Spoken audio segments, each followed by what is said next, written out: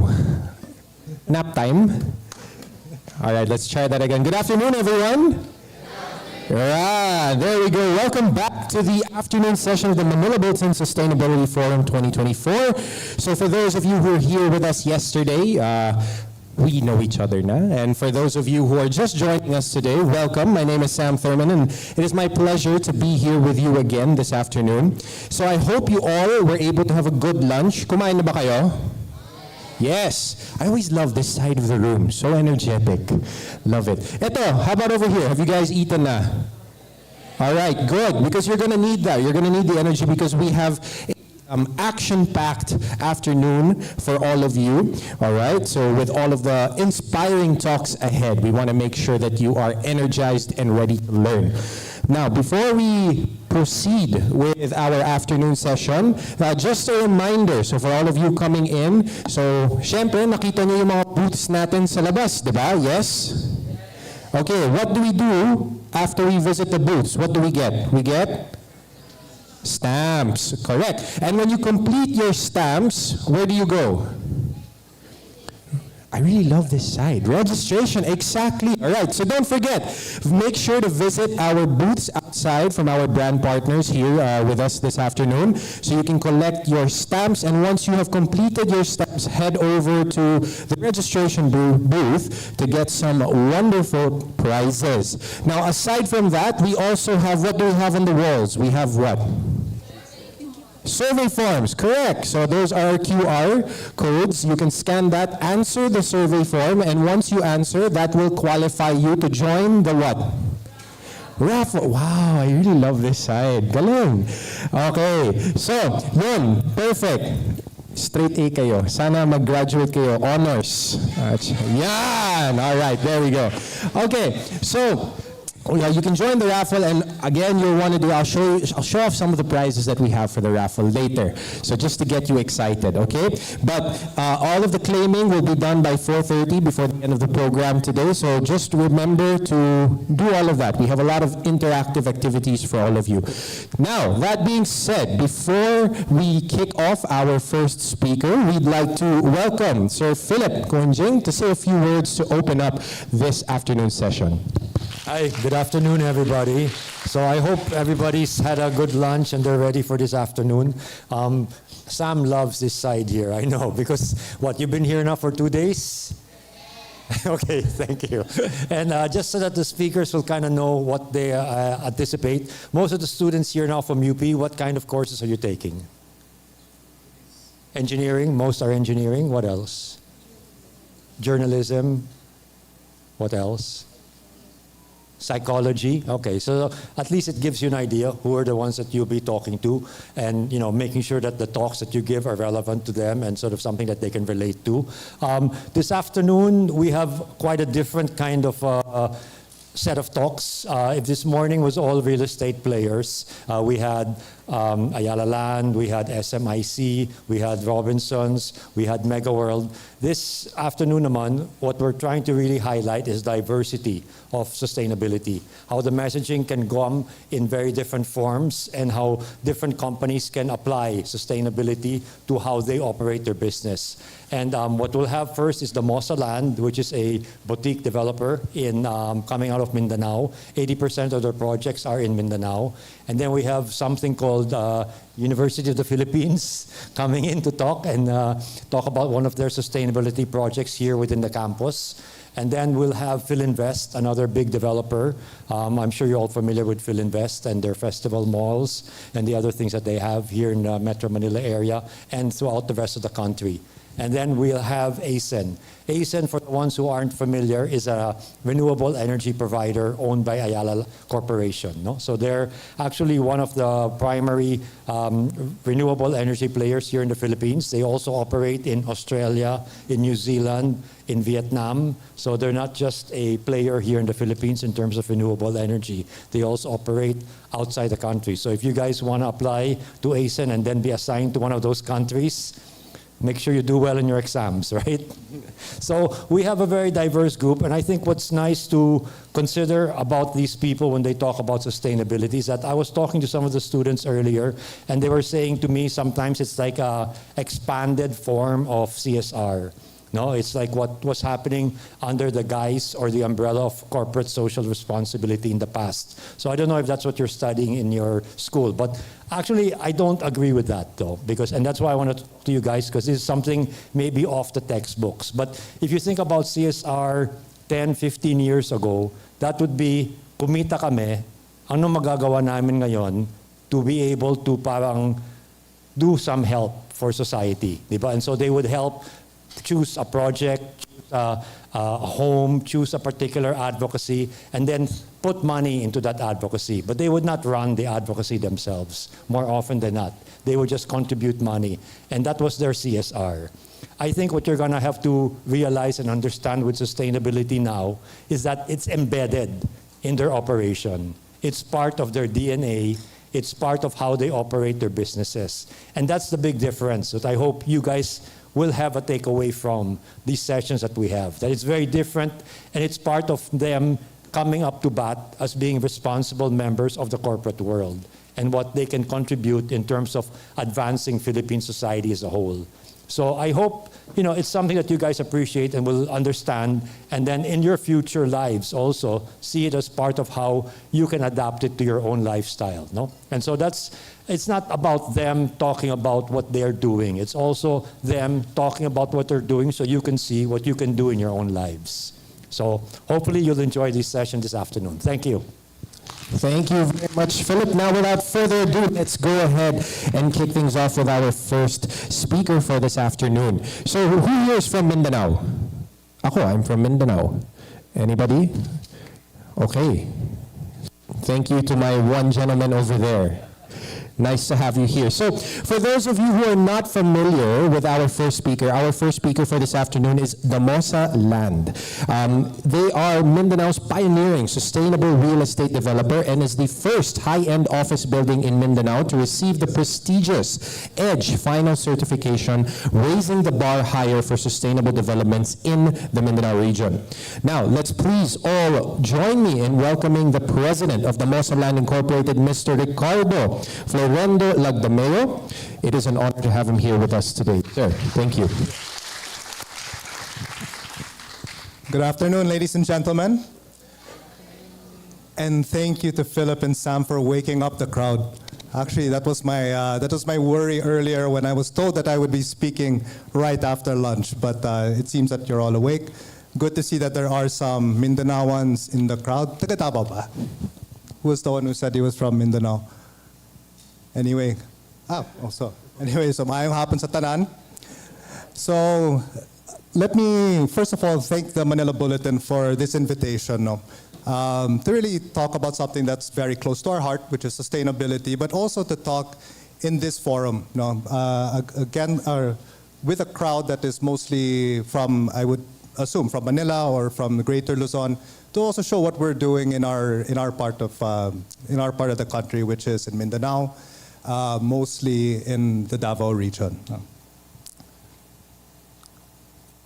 So just a little bit about what we're doing as a company. We are a proudly homegrown Davao company.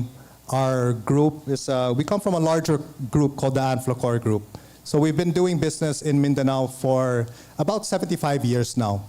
And why I mention this is that actually the biggest part of our business is still agribusiness. Agriculture, agribusiness, I'd say about 60-70% of our business is still export of bananas, export of other fresh produce. So real estate is actually a smaller part of our entire conglomerate. It makes up about 12%. But because of that DNA, because one of our most important business is still agribusiness, I think we have to take it upon ourselves to put green initiatives, to be sustainable, and to put that into real estate, which I think you've heard it from a lot of the developers this morning. It's not easy to be green as a developer, but there are ways that we can do it. So as a group, we are involved in agribusiness. We're also into industrial businesses such as manufacturing, port operations. We are into tourism, and I myself, I'm involved in the real estate and construction part of the business. So just a little bit about what we do. I guess you can consider ourselves a full-scale real estate developer. So we are involved in several verticals of real estate, we do residential development, we do commercial office towers, we are into tourism, we build townships, and even industrial parks. And so it's a challenge for us to try to put green initiatives into all of these businesses, because when you think of, for instance, industrial parks, these are for factories. No? A lot of these factories are exporters. You don't really think about green. No? But I'll show you later, there is a way that we can actually do it. No? Even large-scale residential projects, it's hard to think green. No? Because you have to use cement. You have to use a lot of material. But then again, there are ways that we can mitigate greenhouse gases and our carbon footprint. So I would say there are three ways that as the Mosaland, we try to be sustainable. No? And this is not just in terms of construction and some of the other initiatives that you saw today. I would say probably that's the first, that's the most apparent now in terms of our development, in terms of our construction. And that's probably one of the more important ones where we have to be green. But also later on, I'll talk about sustainable business. No? So some of the companies that locate with us, meaning these are the factories that put their operations with us, or the offices that put their operations with us. And then finally, sustainable communities. No? So we're not just talking about the environment and how to keep the environment green, but also how to build the community and how to keep that going and how to keep them engaged. No? So first of all, sustainable construction. So something that we made a conscious effort of a few projects back is that in terms of all of our, for instance, house construction, or the way we build roads, or the way we plan our subdivisions, they have to be green. So one of the major things that we did was in our office construction, we're very proud that we were able to build what's considered the first green certified office building in the whole of Mindanao. No, so that's this building that you see behind us. We were able to get international certifications, which is EDGE. You might have heard of that. And also BERDE. BERDE is if you've heard of LEED, EDGE, so that's the local version of a green certification. No? So this is an actual photo of that office, and hopefully this becomes a model for other developers and not just for us to build green buildings, because I think earlier this morning it was asked about cost. No? There's always that perception that it's expensive to build these green buildings, but it's actually not as expensive as you think. No? And it adds a lot of value to your projects. It adds a lot of value to the tenants that will actually be occupying your building. Solar panels, I think this is another obvious one. Wherever you can put solar panels, I would suggest that developers do this. Now, you can put it on top of your house, you can put it on top of your warehouse, on top of your buildings, and in this case, we've put it on top of cold storage. No? So cold storage, you're running freezers, you're running air conditioners 24/7. So you can imagine just how much power that consumes. So by putting solar panels on our cold storage facility, we were able to reduce expenses by about 30 to 40%, which is tremendous for a business such as that. And even with our house construction, for instance, no, as much as we can, we like to design green houses. So houses that perhaps you wouldn't need to use as much electricity. It brings in a lot of natural light. Also that the airflow is good so that you wouldn't have to use your air conditioning as much. And something that we take a lot of pride in is we promote, I guess you can call it urban farming, vertical farming, and to have it inside your own home. So we always hear that concept of farm to table, of food to table, or whatever it is. But imagine if you can have it in your own home. No? So there's a lot of sustainability factors there. You save on transport, you have fresh produce, and it actually looks good to have it in your own home. So earlier I mentioned about sustainable business. No? So those are what I just talked about. Those were some of the things that we're doing in terms of construction. But in terms of sustainable business, how can we actually promote this? And I have two examples here. So for instance, I mentioned industrial parks. No? So when you think of, I'm sure a lot of times when you think of industrial parks or factories, you think of pollutants, you think of smokestacks with exhausts that emit a lot of fumes and things like that. But in our case, by virtue, I suppose, of being in Mindanao, which is really still I guess, at the heart of agribusiness, at the heart of agriculture, we've been able to attract a lot of factories and locators that use agricultural inputs for their business. So for instance, in this picture here on the left, this is a tennis ball factory. Who plays tennis here? Any tennis fans? Philip, of course, I know you. So this is a company called Head Sports. Head Sports is, well, they produce many different kinds of sports products, but tennis balls is one of their main products. This company, they are the biggest tennis ball manufacturer in the world, moving their factory from China to the Philippines, and it just started operating just this year. No? And what's exciting about this is that they are sourcing their raw materials, which is the rubber, from all over Mindanao. So they're not importing this from Vietnam or Indonesia or Thailand. They are buying this from local farmers. So there's two sustainability initiatives at play here. One, you're buying it from locals. And second, these are rubber. These are from rubber trees. So the more tennis balls that they produce, the more trees will have to be planted. Now, it's a very staggering number which they mentioned to us. On a full operational basis, this factory will be producing 168 million tennis balls a year. So I can't even imagine what that looks like. But what that translates to are thousands of hectares of rubber plantations that are needed to sustain this operation.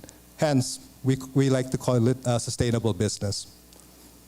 And also by being in Davao. Now, Davao is still number one in terms of banana production. So we have about 3 factories that have located with us that are producing banana chips, frozen turon, frozen saba. I didn't even think that these things were exported, but they are. Now they're exported to anywhere across the world where there are OFWs. But again, your raw material is banana. So it causes the local farmers to produce more agricultural produce. And then finally, sustainable communities. No? So we don't just focus on the materials, on the construction, on the business, but also on the people, on the communities that where we operate.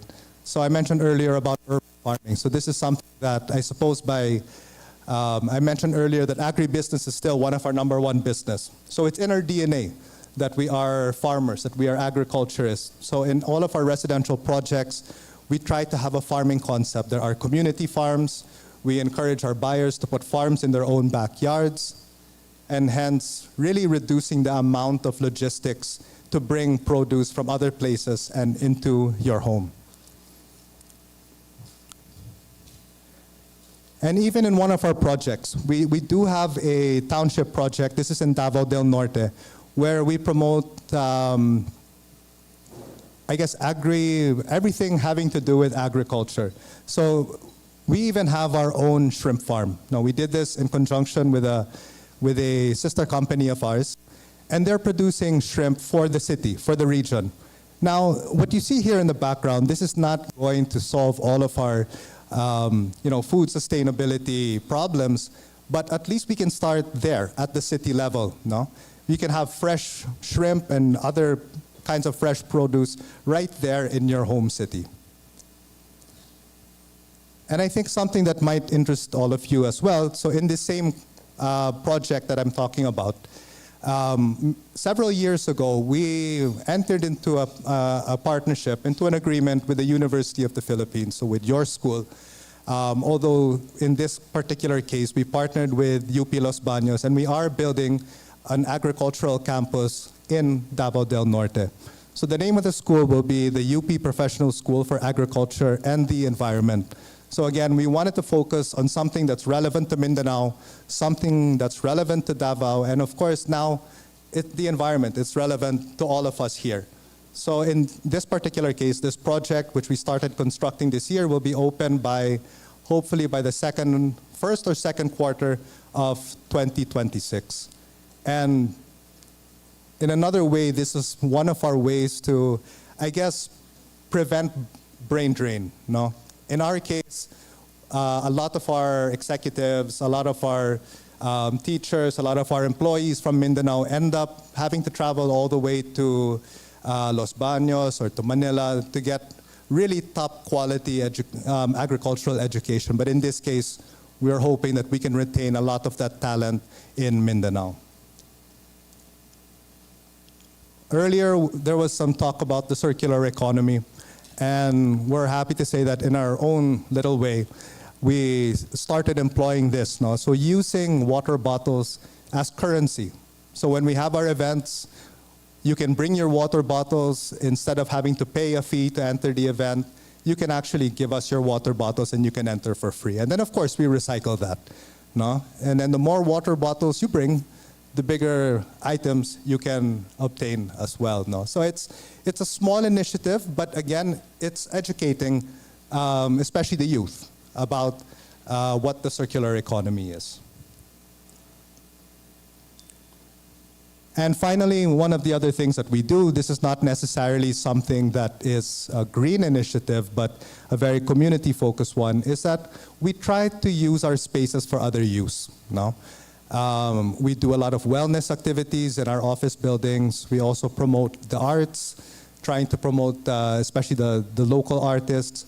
And in a lot of ways, this becomes sustainable because we don't have to build another art gallery or we don't have to build another gym. We can use it really within the beautiful buildings or the beautiful structures that are already there. No? And so that's, in a nutshell, that's what we do at the Mosaland. It's our commitment is really for sustainability. It's for Mindanao. It's for the community, and we hope that you guys, when later on, when you become developers yourselves or entrepreneurs or business people yourselves, that you can really keep sustainability at the forefront of what you do. And on a final note, I just want to say also, I attended the morning talks this morning, and there was a nice video that was shown. It was a TED Talk, and it was about I think starting a movement, no? And it showed about there was a guy that was dancing and then somebody followed. We are that second guy. For those of you who watched it, no? You have the big developers that were here today from Ayala Land, I think Mega World, Philinvest, and other big developers that have been at the forefront of sustainability. And we're learning from those best practices and trying to bring that to Mindanao, and hopefully more will really follow suit. So thank you to all of the other developers for really being that example for us. And again, thank you for listening. For those who are still awake, thank you so much. And I hope you guys enjoyed the talk. Maraming salamat. Thank you very much. So, like the mayor, if I can have you here in the center, so just a few questions before we let you go. Yeah. If I'm not mistaken, the Mosaland is actually a publicly listed company, correct? It's not. It's not, sorry. So it's not a publicly listed company. So given that, is that not an advantage internally when it comes to pushing sustainability and the ESG agenda, or is it actually the opposite case? I think it's a fantastic question. I think it can work both ways. For a company that's relatively young like us, and we're also relatively new to sustainability, we're only 20 years old. I think not being a publicly listed company has an advantage because we can experiment, we can try to see what works for us, and if we screw up, then you don't have shareholders breathing down our necks every single quarter. Right.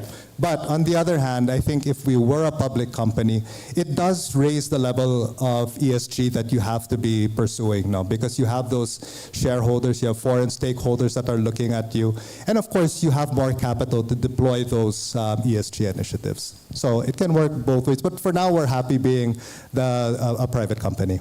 All right. So I think connected to that question. So I'm sure if there are business majors here in the crowd, I'm sure you know that the number one goal of a business is to make a profit, right? And I think that's where some of the hesitancy for other companies come when they see sustainability. They see it more as a cost than it is actually a benefit in the long term. So in your case, was there actually resistance in the beginning when sustainability policy initiatives started coming along as it would compromise the profitability of the company? Yeah, I think that's probably a very common question for developers. I'll use one example for that, and it was one of our bigger initiatives, which was to build our latest office building, which is the Mossa Diamond Tower. We were actually very surprised when we were doing the costing of the building that it wasn't drastically that much more than doing a traditional building. And further, when we worked with our engineers, we were able to see, okay, we can spend on, say, the glass, which makes it, very green and it reduces a lot of the heat and the light. We can spend a lot on that, but then we can save on other parts of the building without compromising the quality. So we were able to balance it. At the end of the day, the price per square meter or the cost per square meter was not that much more. Further, when we told our directors and our shareholders that, especially when you're building office buildings, your tenants, which are mostly foreign companies because of BPOs, they're going to look at if you're being sustainable or not. So the cost of not filling up the building was going to be even bigger. So if we were going to spend, we should spend it right and spend it in the right ways. Yeah. All right. Thank you very much. Another round of applause, please, for the Mossa Land and Sir Magdalena. Thank you very much, sir. All right. So, for our next speaker this afternoon, we still have a lot to learn from. Now, I'm sure for those of you who study here at UP, you may or may not have seen our next speaker. So he is from our official academic institution partner, the University of the Philippines, Diliman, we will be joined by Professor Hill G. Cruz Jr., an assistant professor from the Water Resources and Coastal Engineering Group of the UP Diliman Institute of Civil Engineering. So he is going to share with us more about Project Daloy, preserving green spaces for sustainable urban water management. So once again, let's all welcome on stage Professor Hill G. Cruz Jr.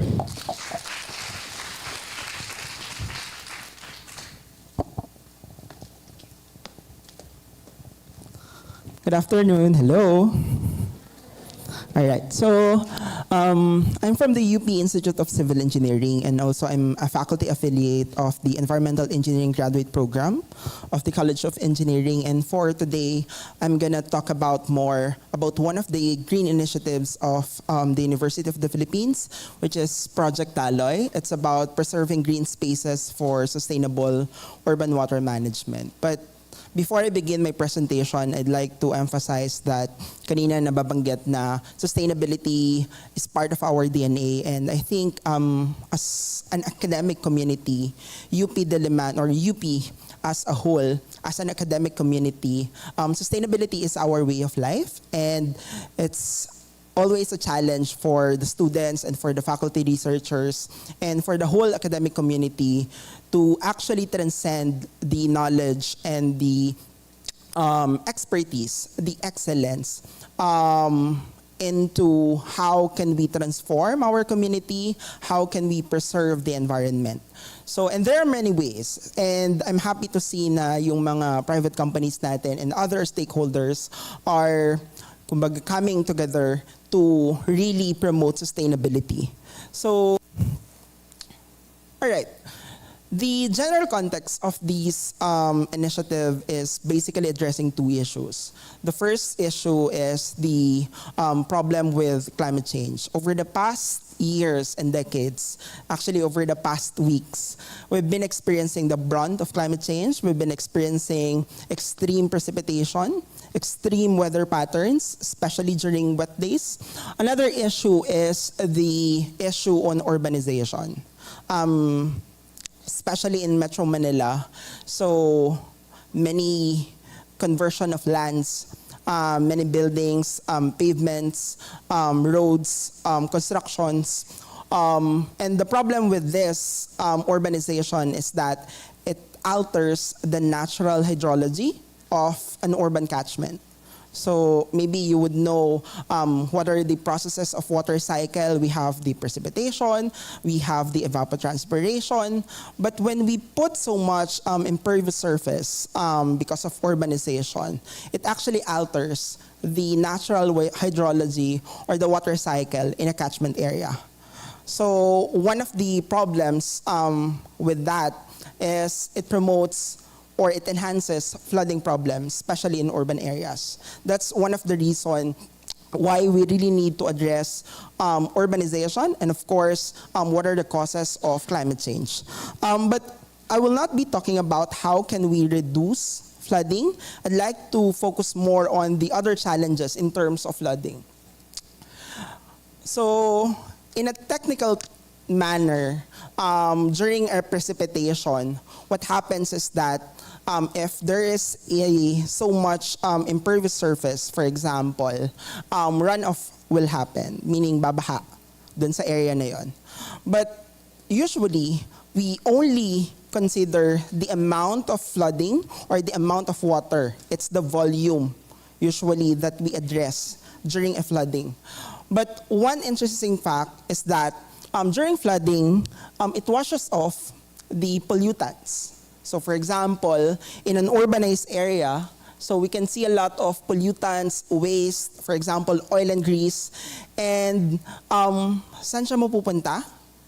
Basically, it will be discharged in the receiving streams or rivers, for example, which will later on pollute our bodies of water. So dun pumapasok yung another perspective on flooding that maybe we could also consider not just the quantity of the water, but also the quality of our stormwater runoff. So the challenge would always be, how might we turn our urban spaces close to its original hydrologic condition? Although we cannot stop development, we cannot stop urbanization, but can we do something to at least bring back the natural hydrology of an urban catchment area? So in Metro Manila, as we know, is one of the urbanizing metros or cities here in the Philippines. And UP Diliman, for example, is one of the remaining green spaces in Metro Manila. That's why we need to do something to preserve our green spaces. So, and we need to recognize that Metro Manila is rapidly expanding, and our water resources are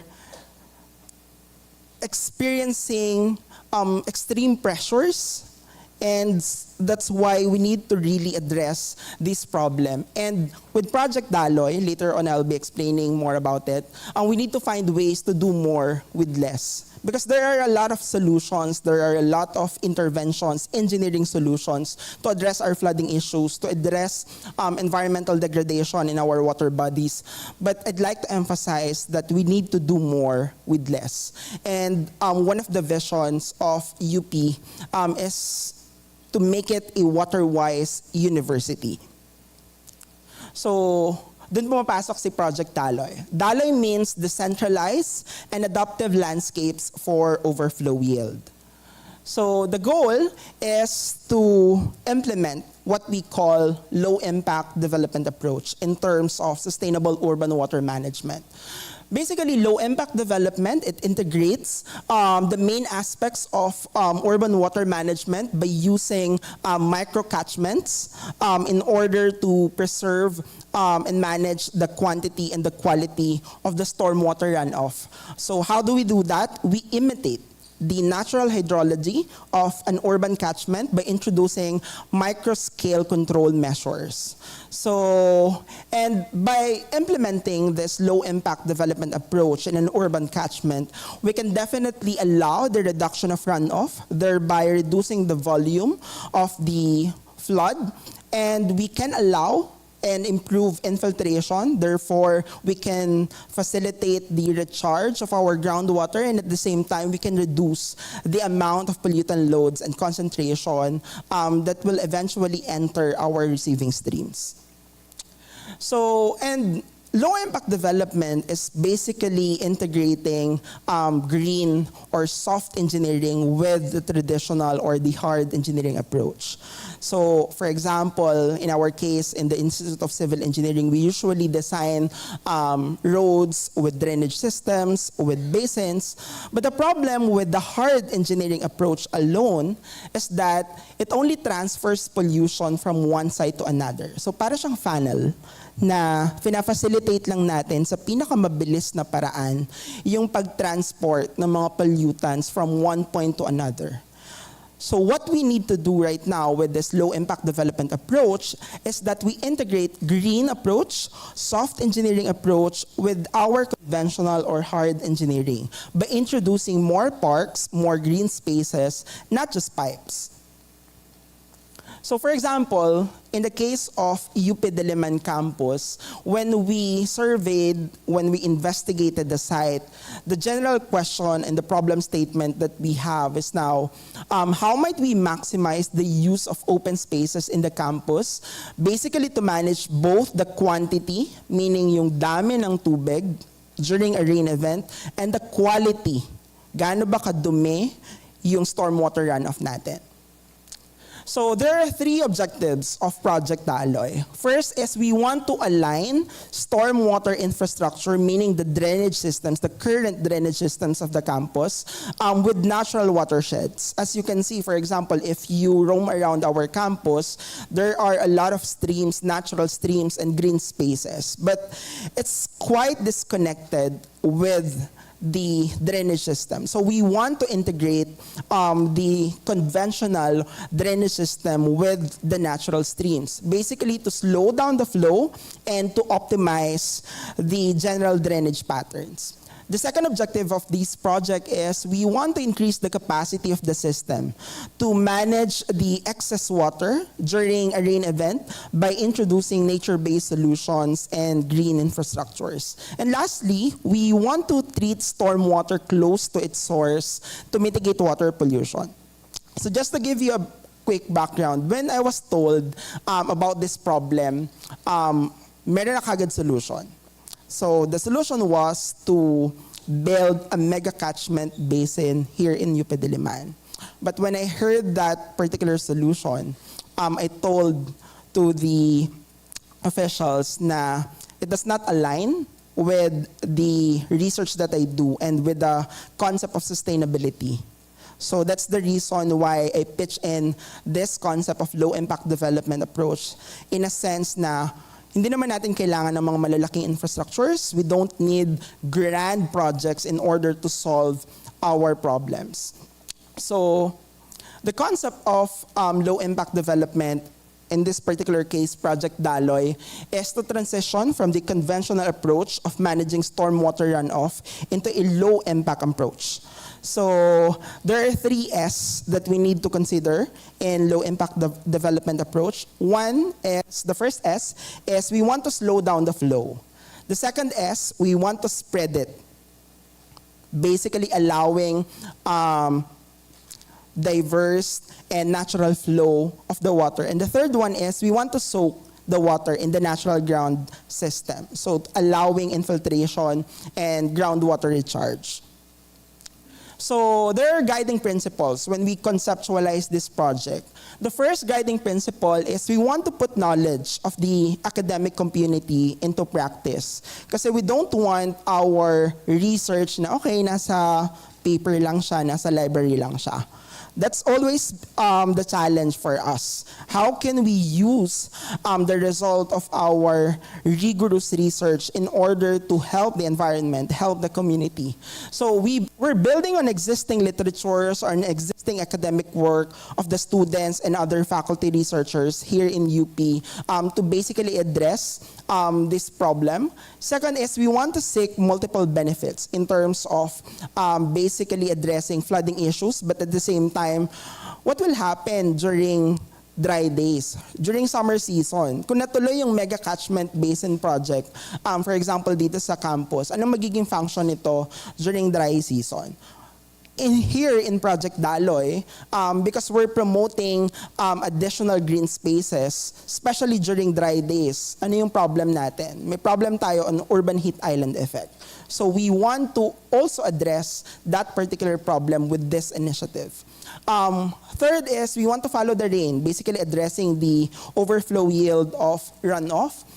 Fourth is we want to align campus planning with natural systems. There are a lot of future developments here in the campus, and right now we're talking with planning officials, with developers, with policymakers also to basically integrate this approach in the future plans in the campus. And lastly, we want to build adaptive capacity for a changing climate.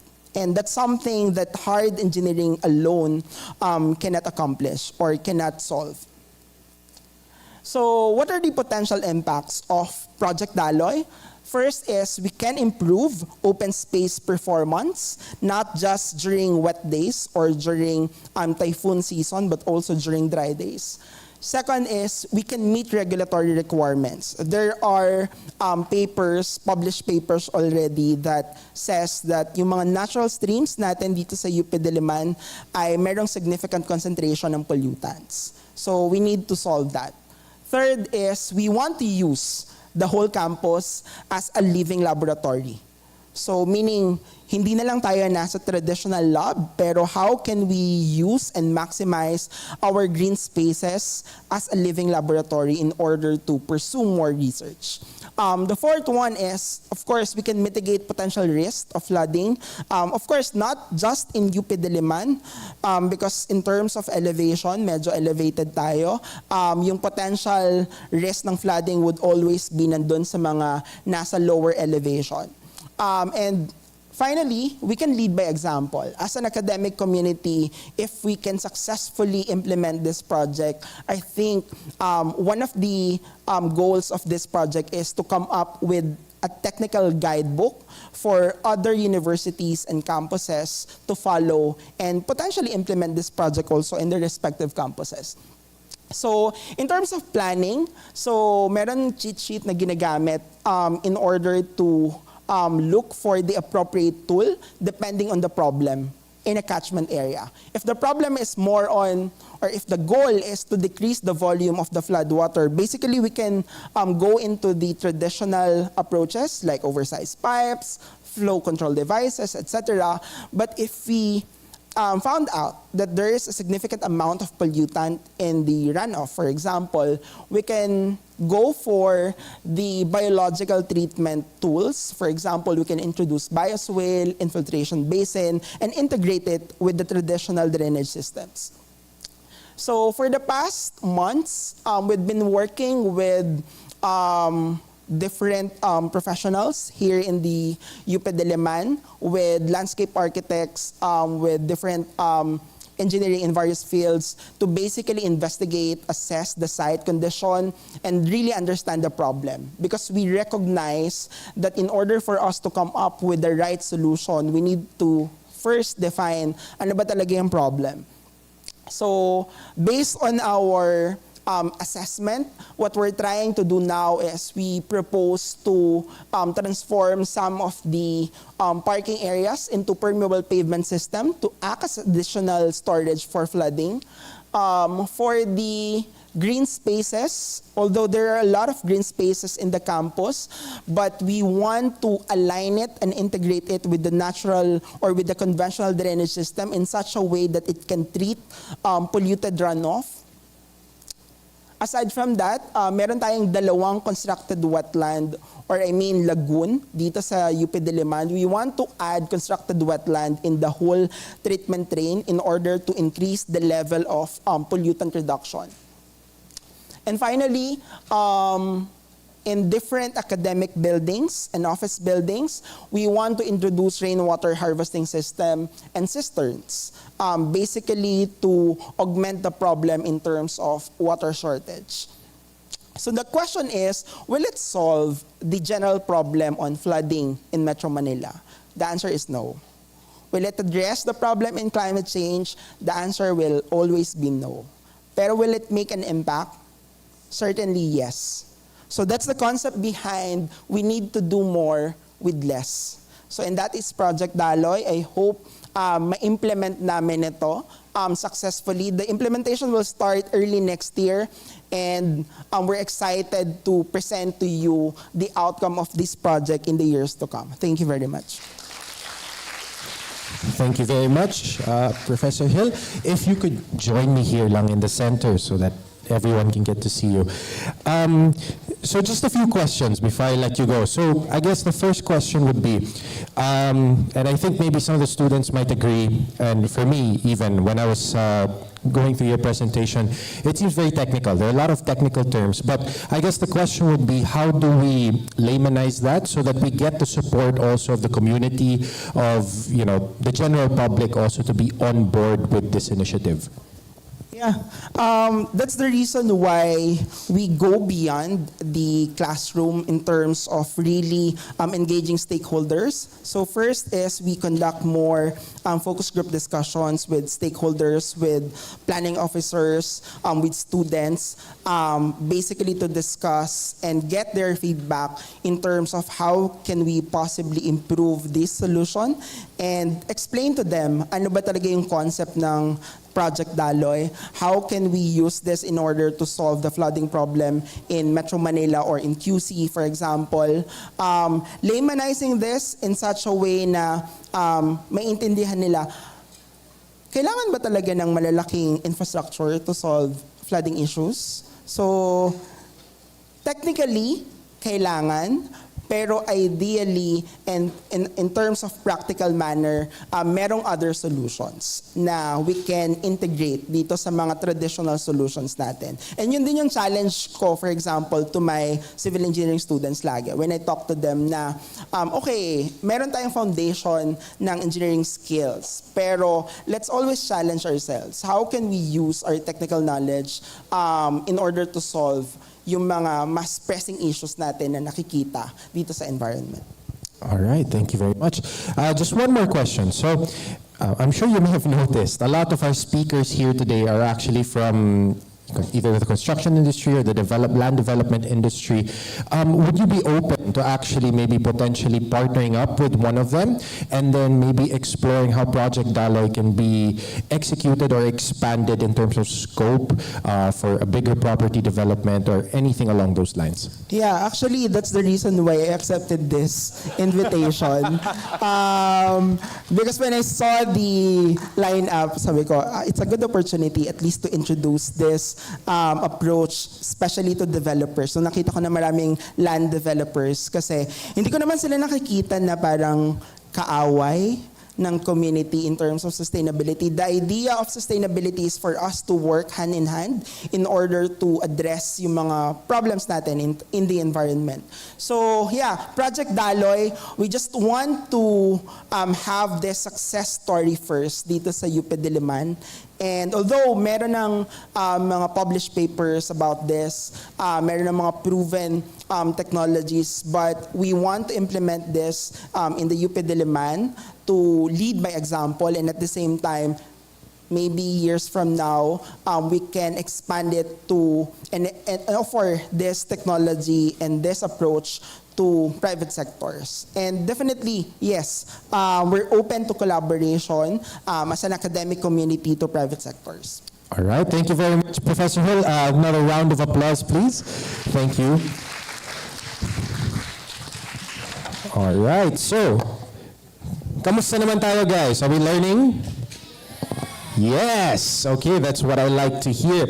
So before we move on to our next speaker for this afternoon, magpa-premyo naman tayo ng konti, diba? So we will be announcing some of our raffle winners. Okay, so has anybody gotten their tote bag yet? May nanalo na ba ng tote bag? Wala pa. Okay, di baka may chance pa tayo ngayon. All right. So we are gonna have 8 lucky winners of tote bags. Okay. So congratulations to Mariel Multo, Tejel Herrera, Ansley Miles Law, Luis Nicole Bacarisas, Carl Stephen Reyes, Justine Baliro, Chazelle Catherine Policarpio, and Megan Martini Amang, Megan Martini Amang, okay? So congratulations to our 8 lucky raffle winners so far for our tote bags. And we also have 5 lucky winners of Toblerone. Diba? May pa-snack tayo this afternoon. So congratulations to Jury Faigones. Ayun. All right. Happy. Maylene Astilla, Jan Pineda, Paul Anthony Evangelista, and Wayne Lawrence Castillo. So those are 5 winners for Toblerone. Congratulations. Remember to claim them at the registration desk after the program this afternoon. So, okay? So again, reminder for everyone, don't forget to visit the booths outside to collect your stamps and then redeem them also at the registration. And also, if you still want to join the raffle, may chance ka pa. So remember to scan the QR codes and complete the registration form, the feedback form, and then make sure you send that through, and that will be your parang ticket, your raffle ticket for to be able to join.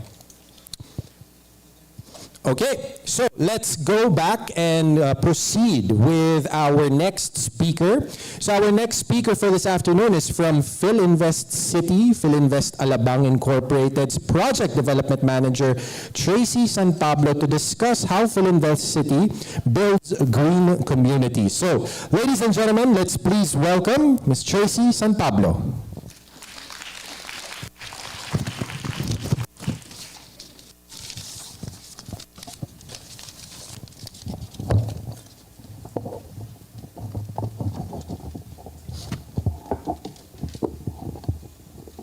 Thank you, sir.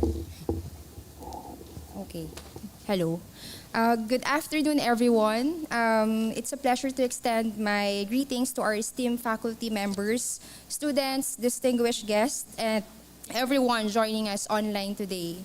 I'm thrilled to share something close to our hearts at Philinvest City, a collaboration, our approach to creating a balanced urban environment that harmonizes with nature through green spaces, sustainable design, and community-focused amenities. But before we dive in, I'd like to invite everyone to take a moment to get a closer look at Philinvest City through a short video presentation. It provides a vivid overview of our vision and the principles that shape our community, setting the stage for everything we'll discuss today. Please watch this.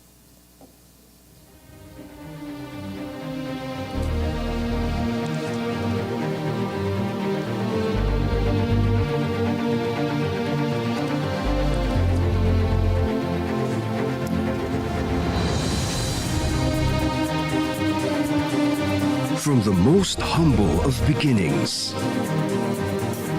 into a world-class community, inspiring possibilities. We are Philinvest City, and this is how far we've come.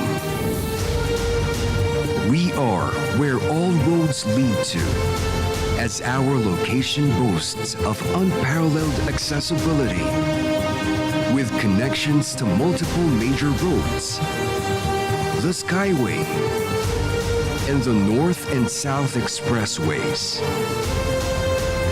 We are where multi-million businesses thrive, powered by unprecedented year-on-year positive growth in land value, in investments, and in population. We are where people flourish. The perfect place to plant roots, raise families, and live the lives they've always dreamt of. Where people come for the endless entertainment options. From shopping, dining, and recreation. From both long-standing landmarks and new hype-worthy establishments. We are where people choose to stay for comfort and luxury. We are where self-sustaining is not a catchphrase. It's a philosophy. With education, health, work, and civic spaces, all master planned to be within minutes from one another. through our seamless pedestrian connections and inclusive transportation options.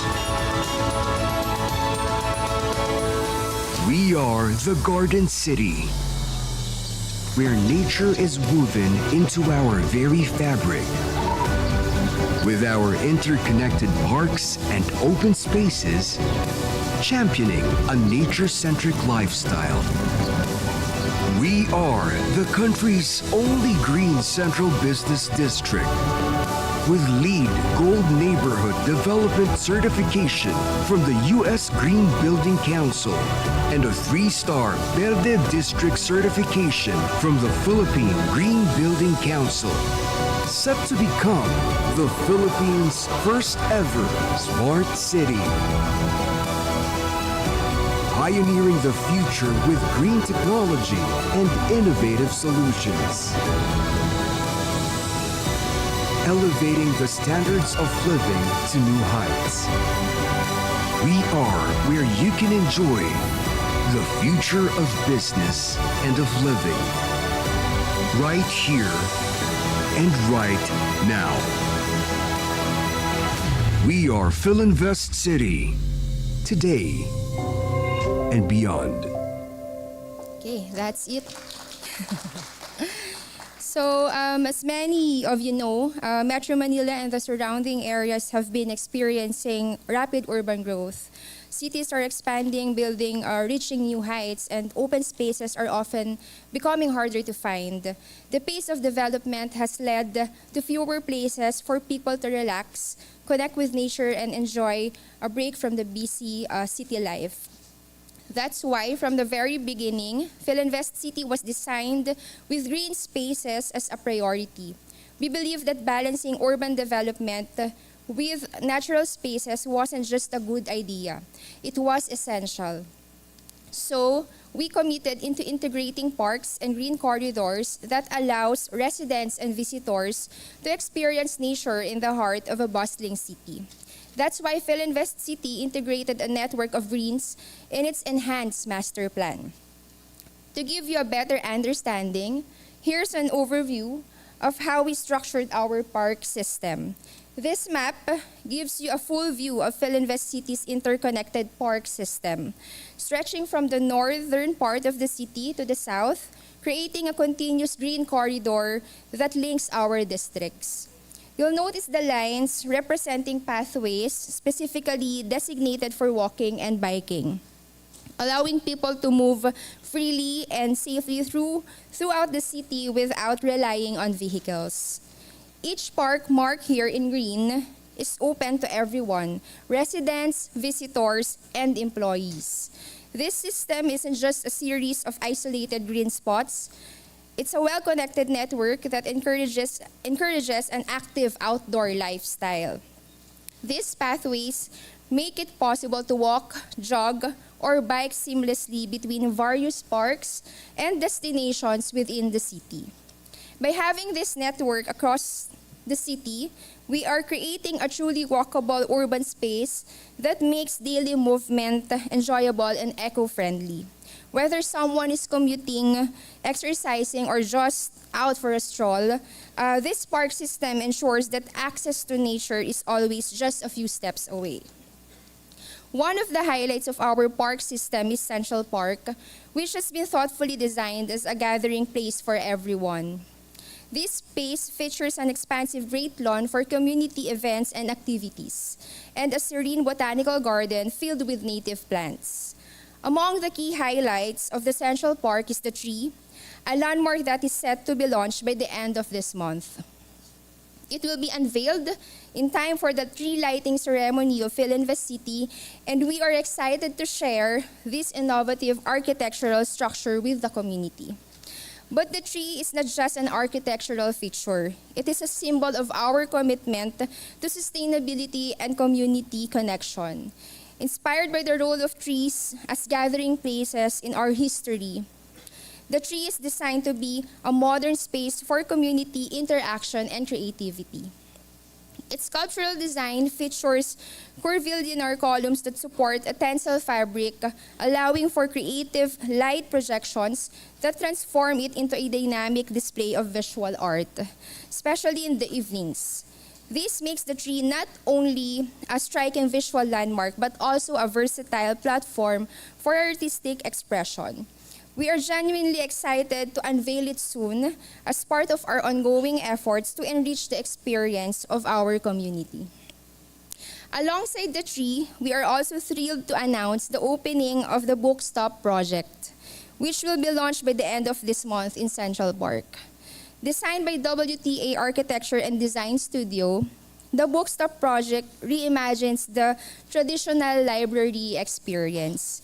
It's not a large monolithic building, but rather a network of mobile spaces that make books and reading easily accessible to the public.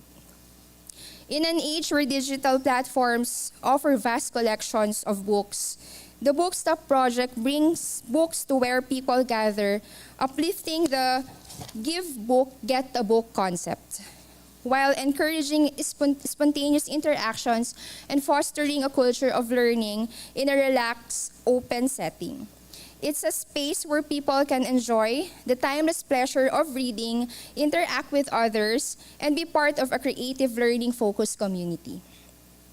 Another unique part of our park system is Spectrum Linear Park. This green corridor streetscapes stretches over a kilometer and connects different districts within the city. Along the way, there are sculptures, seating areas, and pathways that make it an enjoyable experience, whether you are walking, jogging, or biking. Spectrum Linear Park truly embodies our commitment to green mobility. It shows that the journey itself can be a pleasant experience. And adding to that, our park system is still growing. Creekside Park is our latest addition, expected to open in 2025. This park will transform the area around Alabang River into a scenic walkable space and will connect with River Park through an underpass, creating a continuous green corridor. This will be a place for recreation, relaxation, and art, providing the community with a new space to explore and enjoy. At PhilInvest City, the park system is more than a collection of green spaces. It's an integrated framework designed to support sustainable urban growth. This interconnected network of parks allow residents and visitors to walk, jog, or cycle seamlessly across the city, making it easier to leave the car behind. The design of the park system is also deeply rooted in sustainability, an ethos that has guided PhilInvest City since its inception. These principles are reflected in the recognition we've garnered from both local and international organizations. PhilInvest City received the prestigious 3-star rating for the pilot version of Verde Districts, or Building for Ecologically Responsive Design Excellence, by the Philippine Green Building Council, making it the first and only central business district in the Philippines to achieve this remarkable feat. Adding to this, PhilInvest City is also proud to hold LEED Gold certification, or Leadership in Energy and Environmental Design, by the U.S. Green Building Council.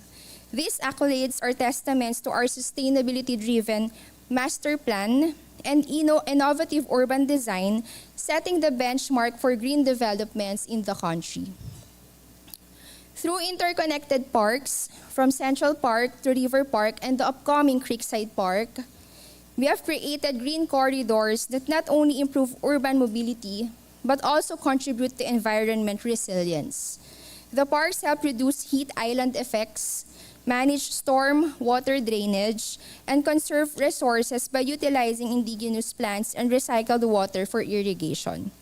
This level of intentional urban planning ensures that every element of PhilInvest City reflects its vision of a modern, sustainable community.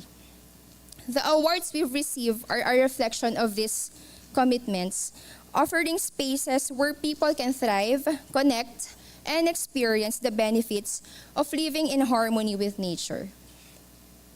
What's particularly compelling about our park system is how it aligns with Philinvest City's growth, not just in quality of life, but also in economic value. Since implementing the park system, we've seen land values in Philinvest City increase dramatically from 84,000 per square meter to 564,000 per square meter in average today.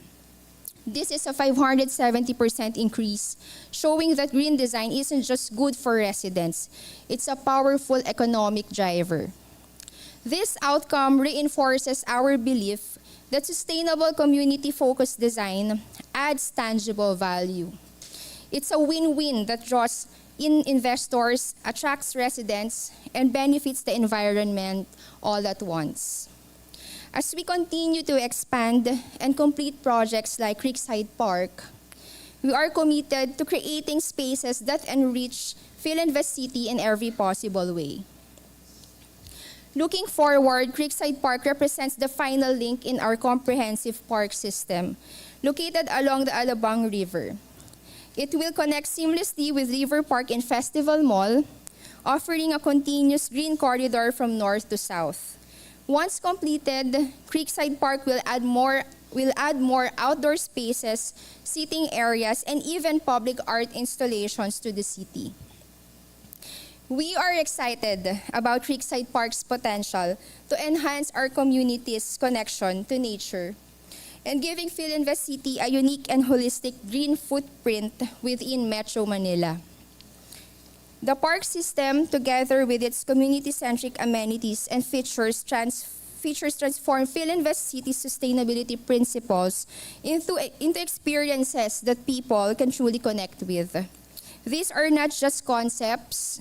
They are real spaces where people can interact with nature and be a part of a vibrant, sustainable community. This is how we envision creating green communities that will last for generations, where people not only benefit from the environment, but also contribute to its sustainability. As we look forward to the future, we are excited to continue evolving as a place where nature, community, and innovation come together. Thank you all for being here today and for sharing this vision of a greener and a healthier cities with Philinvest. I'd also like to take a moment to thank my co-presenters today. Yesterday in day one, there's a wealth of knowledge and effort being shared here.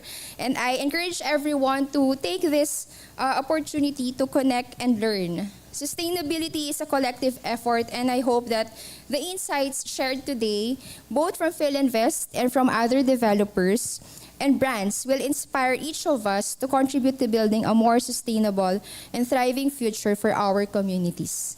This has been an insightful day. Thank you very much, everyone. Thank you very much, Ms. Tracy. If I could ask you to join me here up front. Let me just get your mic. Yeah, okay. So just two quick questions, I think. So with a business district that was master planned to be LEED accredited, how do you ensure that the stakeholders putting up their own buildings actually comply with that vision of Philinvest? We ensure that the LEED, with the vision for the LEED accessible building infrastructure, we get to engage with them. We make time to engage with our locators, partners, and clients, and share with them how the certificate will help in marketing their developments. It is just not about the commitment, but also the shared responsibility for everyone. And we also try to tell them that being sustainable also targets investors and tenants who care for the environment.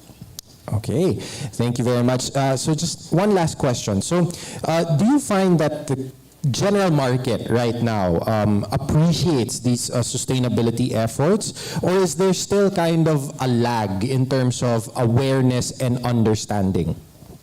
I think there's more appreciation in sustainability right now, especially during pandemic. There's a realization from a lot of the developers and businesses how sustainability is important.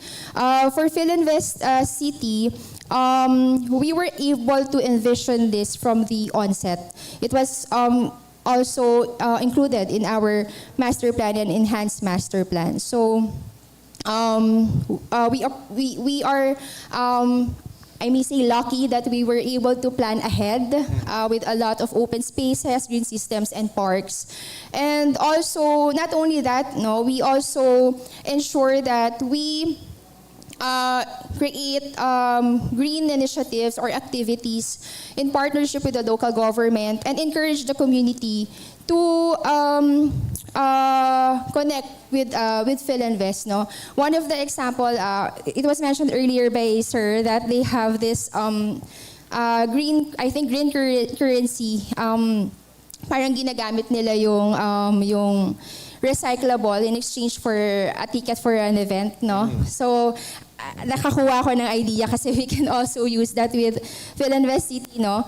Sa amin naman, green currency by giving recyclable materials from the residents. In exchange naman mga plants, ganyan. Plus monetary na rin.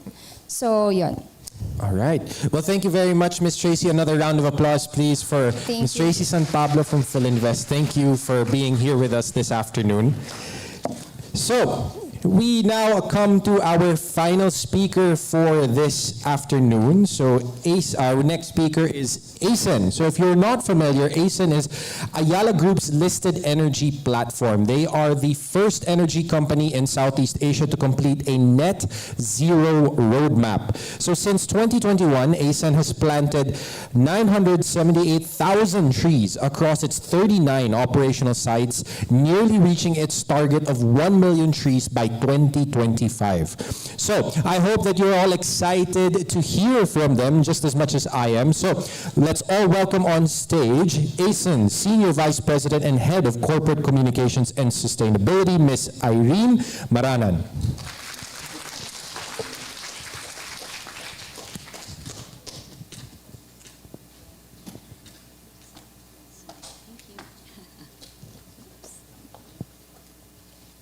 Hi everyone. Can you guys, is it okay? Yeah.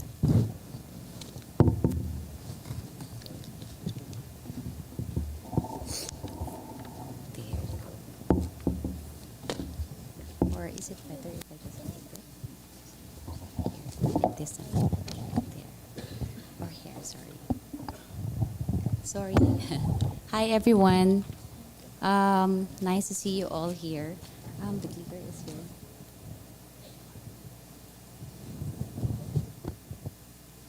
Hi everyone, I'm Irene. I'm the head of sustainability and communications for ASEN. Let me just, I think I'll just hold the microphone, sorry. Okay, let me begin with a brief introduction of ASEN. Okay, so ASEN is the listed energy renewable platform of the Ayala Group, which is one of the largest and most diversified business groups in the Philippines. Ayala is one of the longest standing business house as we celebrate the 190th anniversary last year. ASEN, on the other hand, is the youngest core business of Ayala, having been established from a standing start in 2011. So today, ASEN has 6.8 gigawatts of renewable capacity in operations, under construction, and signed agreements or won tenders. Philippines is our core and largest market, accounting for 40% of our capacity. We have significant presence in Australia. We have a significant presence in Australia, Vietnam, and India, and a modest presence in Indonesia and other markets. The company is focused on solar and wind energy and is in the process of scaling up our energy storage and portfolio. Hold on. So while we had the aspired to be renewables energy focus as we are today, well, it did not start that way. We began our journey in 2011, the Philippines, from 0 megawatts. Our first investment was a modest 50% equity in the 33 megawatt wind farm. I'm sure you all know the Bangi wind farm in Ilocos Norte. That's where we started our renewable investment. But we then quickly realized that renewables would not scale up at the time because it was expensive and intermittent. So what the country needed then was support. The support the country needed then was its growth was reliable and not reliable and affordable, and that could only be addressed by building base load coal plants. So as you can see there on your screen, the graph is 98% coal plant. That's how we started. So our first 5 years was focused on building such capacity. The good news is that the company was able to scale up beyond 1,000 megawatts of capacity. But the not so good news was that 93% of capacity came from coal and 7% only from renewables. In 2016,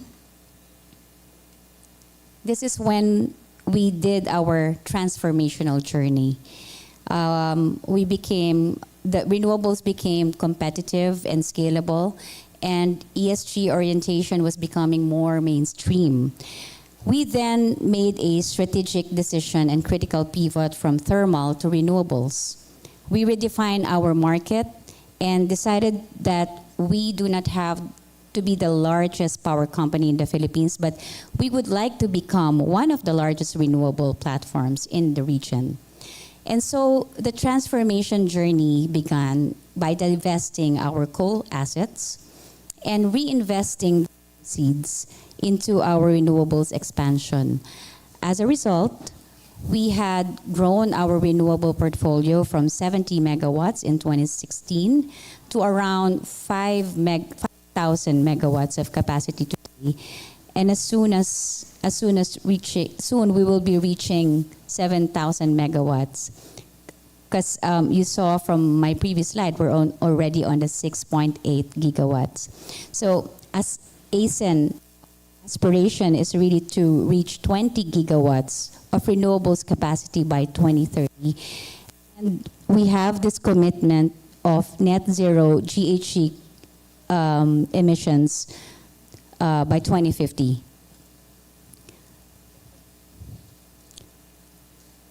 My next slide is, I wanted to talk about a bit on how we strategize on our sustainability. So this is actually, I'm borrowing this framework from David Babcock. It's a concept of non-market environment for business that emphasizes the significance of social, political, and regulatory factors that influence corporate strategy and operations. So he argues that companies must engage with various stakeholders, including government and NGOs and the public, to navigate the challenges and seize the opportunities beyond traditional market dynamics. This will help shape the rule, create awareness. Business must lead to step up, trust building, competitors together to deliver the solutions. So the changing role of the government is number one. Second is the big global issues. The third would be the future generation, the Gen Zs and the millennials, which are our employees now. They are more loyal when a company is concerned about their environmental impact and social value. So integrated strategy highlights the importance of aligning companies' market and non-market strategies to achieve competitive advantage by simultaneously addressing both economic and socio-political factors. Business can create a cohesive approach that strengthens their position in the market while effectively managing external pressures and stakeholder expectations. So as you can see for ASEN, in terms of our non-market positioning, we are in the climate crisis since 2016. And Southeast Asia, where we belong to this part of the world, which has the fourth largest coal-fired power plant fleet globally. And we actually use that or strengthen our position in terms of brand and sustainability to pivot to renewables, expand regionally, and commit to a 20 gigawatt target by 2030. So we all actually took advantage as well, or we were happy to see a statement from DOE last year after the COP28. DOE, the Department of Energy, released a statement of support and encouragement on early coal retirement. There are energy mechanisms implemented by DOE, such as GEOP, the Green Energy Option Program, and the GEOP, the Green Energy Auction Program. So both programs are designed to support the Philippines' goal of increasing the share of renewable energy in the energy mix, promoting sustainability, and reducing carbon emissions. So we have been collaborating and engaging as well with DNR, our Department of Environmental and Natural Resources, for Article 6. This refers to a key section of the Paris Agreement, a framework for international cooperation and carbon markets, which can help drive more ambitious climate action, encourage investments in low carbon technologies, and help countries meet their emission reduction goals efficiently. So aside from scaling up renewables, the company, ASEN, has been pioneering initiatives in the early coal retirement and we're committed to becoming a net zero greenhouse gas emissions company by 2050. Now, by just divesting, I mentioned earlier that we have divested our coal assets since 2019. And the last coal asset that we had remaining in our portfolio was divested in 2022. Now, by just divesting the coal assets and reinvesting to build renewable plants, some investors would say that we are just passing on the problem to someone else. As we navigate this challenge, the ADB, the Asian Development Bank, introduced the concept of early coal retirement via the Energy Transition Mechanism, or ETM. So ETM leverages low-cost, purpose-driven financing, both on debt and equity side, to take out coal plants from asset owners and commit to retire the coal plant earlier than its technical life. In November 2022, we successfully closed the world's first market-based energy transition mechanism. This is the first in the world, coming from the Philippines. A very small company from the Philippines was able to do that. Nakaka-proud, diba? This entailed the early closure of our 246 megawatts SLTech coal plant. This is located in Calaca, Batangas, and to transition this coal plant to a cleaner technology. So SLTech, the coal plant, commercial operation started in 2015. The coal plant normally lasts for 40 to 50 years.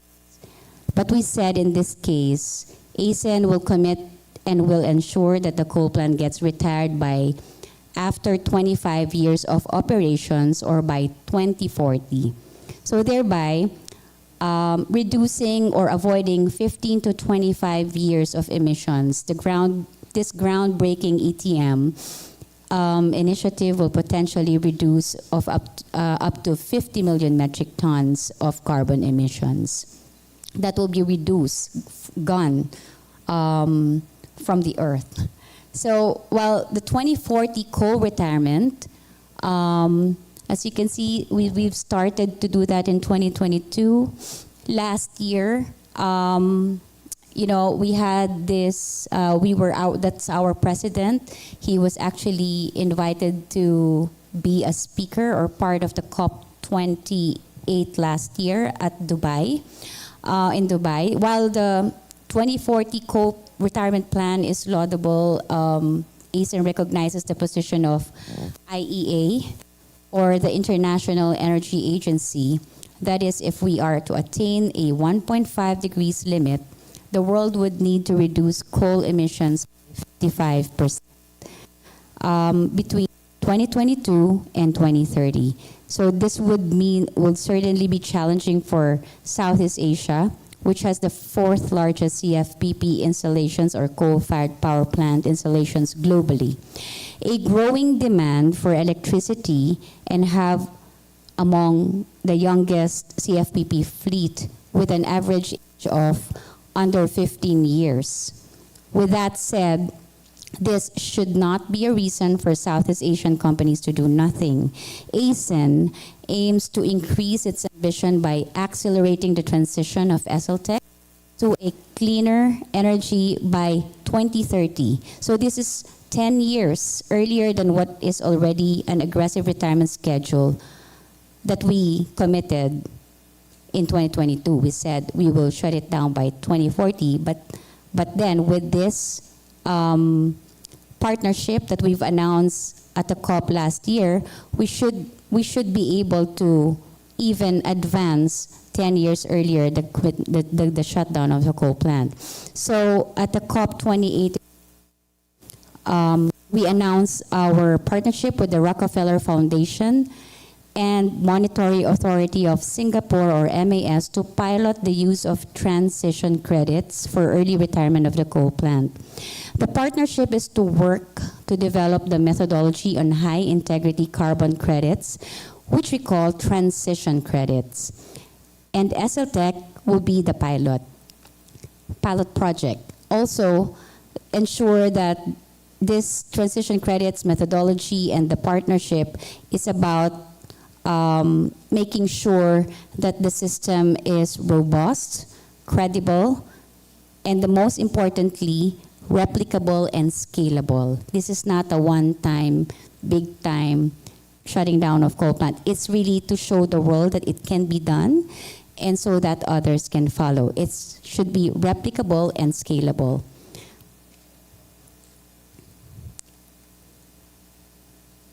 So, in terms of biodiversity, I've been talking about climate and how we contribute, ASEAN contributes to the climate initiatives that will affect the entire world. But we also make sure that our host communities are being taken care of.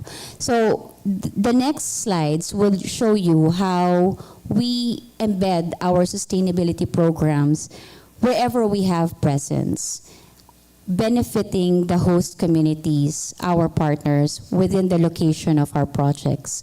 So our sustainability programs are anchored on 3 key pillars: biodiversity, resource efficiency, and social programs, ensuring sustainable efforts that improve well-being of our host communities. So this, you can see, this is the Ilocos Norte. We have actually 4 wind farms in Ilocos Norte. This particular wind farm, we started to do a REFO program in 2014. We started to do that as a compliance. We had to comply within 3 years, comply to DNR to make sure that we are given the necessary permits to, push through with the plant, and complied after 3 years. Beyond that, after 2016, or after 3 years, it's all additionality. We didn't have to continue planting or manage the forest or continue to plant trees, but up to this day, we are still managing the forest. We have REFO workers. We continue to build the livelihood there. And most importantly, look at the difference from 2014 and 2020 2020. That was a picture from last year. Our forest protection program, we call this Conservation Estate in Ilocos Norte, is established in 2014, holds 94 kilotons of carbon, absorbing 345 kilotons of carbon dioxide. This is equivalent to removing GHG emissions from 82,000 cars. So imagine that amount of carbon sink embedded there in the forest because of our presence, because we protect the forest, because we continue to protect the forest. So this is actually in support or in collaboration with UPLB, UP Los Baños. Our carbon project's additionality was verified actually by Carbon Check. This is certified, ISO certified. We also have presence in Australia. This is a solar plant in Australia, in New England. This is our New England solar farm. Our agrivoltaics program in Australia is a perfect example of how we innovate for our resource efficiency. We use 6,000 merino sheep for vegetation management under our solar panels, reducing cost while promoting responsible land use. This year, we also launched our acre, going back to the conservation estate, we also launched our acre program. I'll just go back to the previous slide because, sorry, I forgot to mention that we also have, we did the building capacity, or we trained our local communities to become farmers. So now they are farmers and they know how to do the farm to market program. So we launched the Acre Farm to Market project in Ilocos Norte, empowering farmers with stewardship agreements, we call it CSCs, by the DNR within our flag to take care of the land. Through our Acre program, these farmers now have better market access and improve farming methods, improving their livelihood. So, and then I'll skip this one because I've done with that. This is San Marcelino, Zambales. We are actually building the biggest solar plant in the Philippines, in Luzon. Well, actually in the Philippines. This is, as you can see, people are walking on lahar. This area is an unutilized land. You can't build anything on it. It's unusable. But we were able to pivot and we were able to be creative and be innovative on this one. Our biggest focus has been trying to make sure we're providing job opportunities wherever we have presence and putting infrastructure in the communities in which we operate. So you see, that's the Lahar area. You see in the middle, there's a 14-kilometer bridge that we have built for the Aitas of Zambales.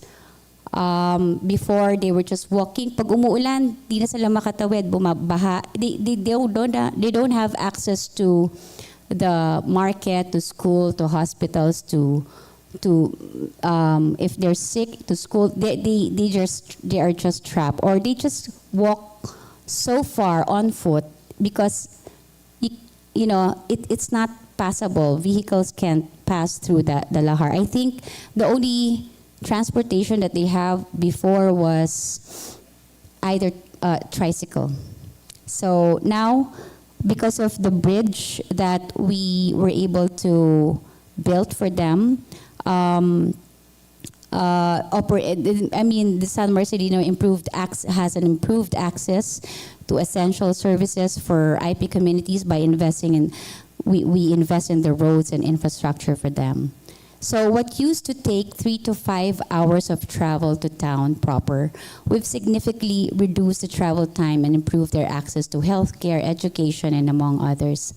So and then more broadly, the community investments that we focus on is into education. We also make sure that we invest on that. Healthcare is also important. And definitely the livelihood creation contributing to the long-term development in our host communities. And this is my last slide. We also have, we have been also collaborating with the different customers. We're not a distribution company. We do not supply electricity to your house. Not yet. But we have our ASEN RES or our ASEN retail electricity supply, or we call them renewable energy solutions. This is the electricity arm of ASEN who supplies renewable energy to customers. So currently, we can only supply to customers with, usually it's business customers, corporates or buildings, and but not to households yet. We're looking forward to having that eventually. But currently, the company supplies electricity to hundreds of businesses in Luzon and Visayas through the Green Energy Option Program, or GEOP, and Retail Electricity Competition and Open Access, or RCOA, which are both government initiatives allowing specific electricity consumers to choose their electric power supplier and power coming from renewable energy sources. So imagine if we have that at the household level, you can already choose anong gusto mong kuryente, galing sa coal or galing sa renewable plant, clean or dirty. So I'm sure the future will be, going there.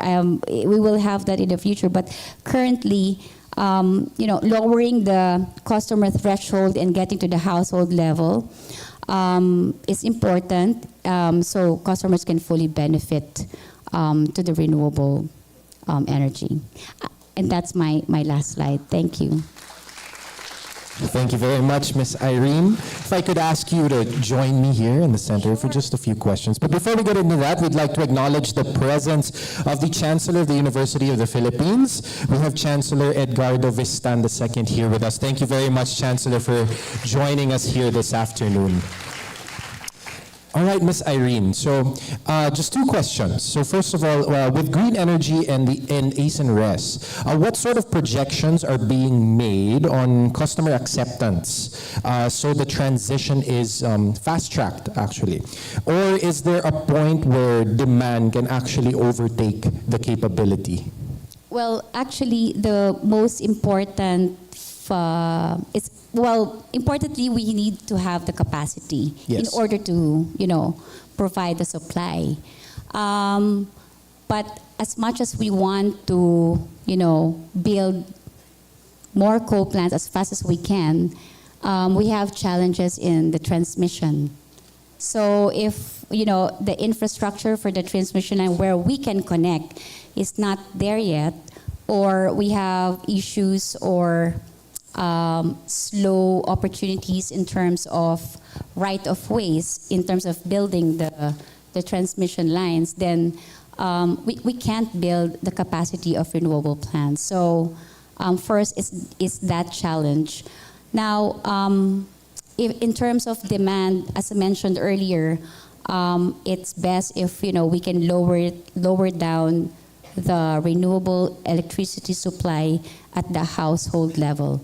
Because currently, the ones who's enjoying the, we're very thankful of the EPIRA, but we're seeing the benefits of that. But if the mass, everyone should benefit from it, it needs to be lowered down to the household threshold. All right, thank you. So it's still very important that individually per household, we all play our part, essentially, to support the initiatives. Okay, so just my last question. So how has looking beyond the Philippines become instrumental in fostering growth? So for example, I believe you showed some partnerships with like Australia, there's even Vietnam, New Zealand. So where do the opportunities lie there? Well, we have been investing outside of the Philippines since we started in 2017. The first offshore investment that we had was in Indonesia. We built the first wind farm, the scale wind farm. The wind farm in Indonesia in Sidrap wind. And up to this day, so we've been in, that's the first one, and then we went to, we also had investments in Vietnam. We have a lot of solar plants in India, currently building more, in Australia. But again, we, just to, be clear, our, majority market would be still Philippines. 40% of our portfolio is still in the Philippines, and I wish we can build more here, more and faster, so we can replace the coal plant that we're going to shut down by 2030. But the partnership that you've mentioned outside, we won't be able to reach to that level if we did not value the partnership of the local partners. So that's very important. That's the key. When you do go out of your country, you need to find a good partner. All right. Thank you very much, Miss Irene. So that is our last speaker for this afternoon. But Miss Irene, if I could Thank ask you you also. to Yes. stay on stage, because we're going to have our panel now. And joining Miss Irene on stage will be Mr. Ricardo Lagdameo from Damosa Land, Professor Hill Cruz Jr. of the University of the Philippines, Miss Tracy San Pablo of Philinvest, and of course, Mr. Philip Kuonjing to represent the Manila Bulletin. So if I could please ask all of you to join us on stage. And we have our seats coming out. I think this is going to be a very interesting panel discussion. And of course, may we also request our panelists from the faculty of UP. So let's have here on stage the former SEC Commissioner and Director of Sustainable Approaches to Financial, Economic, and Robust Growth Program from the UP Law Center Institute of Government and Law Reform, Attorney Efiro Luis Amatong. And joining him also is a professor at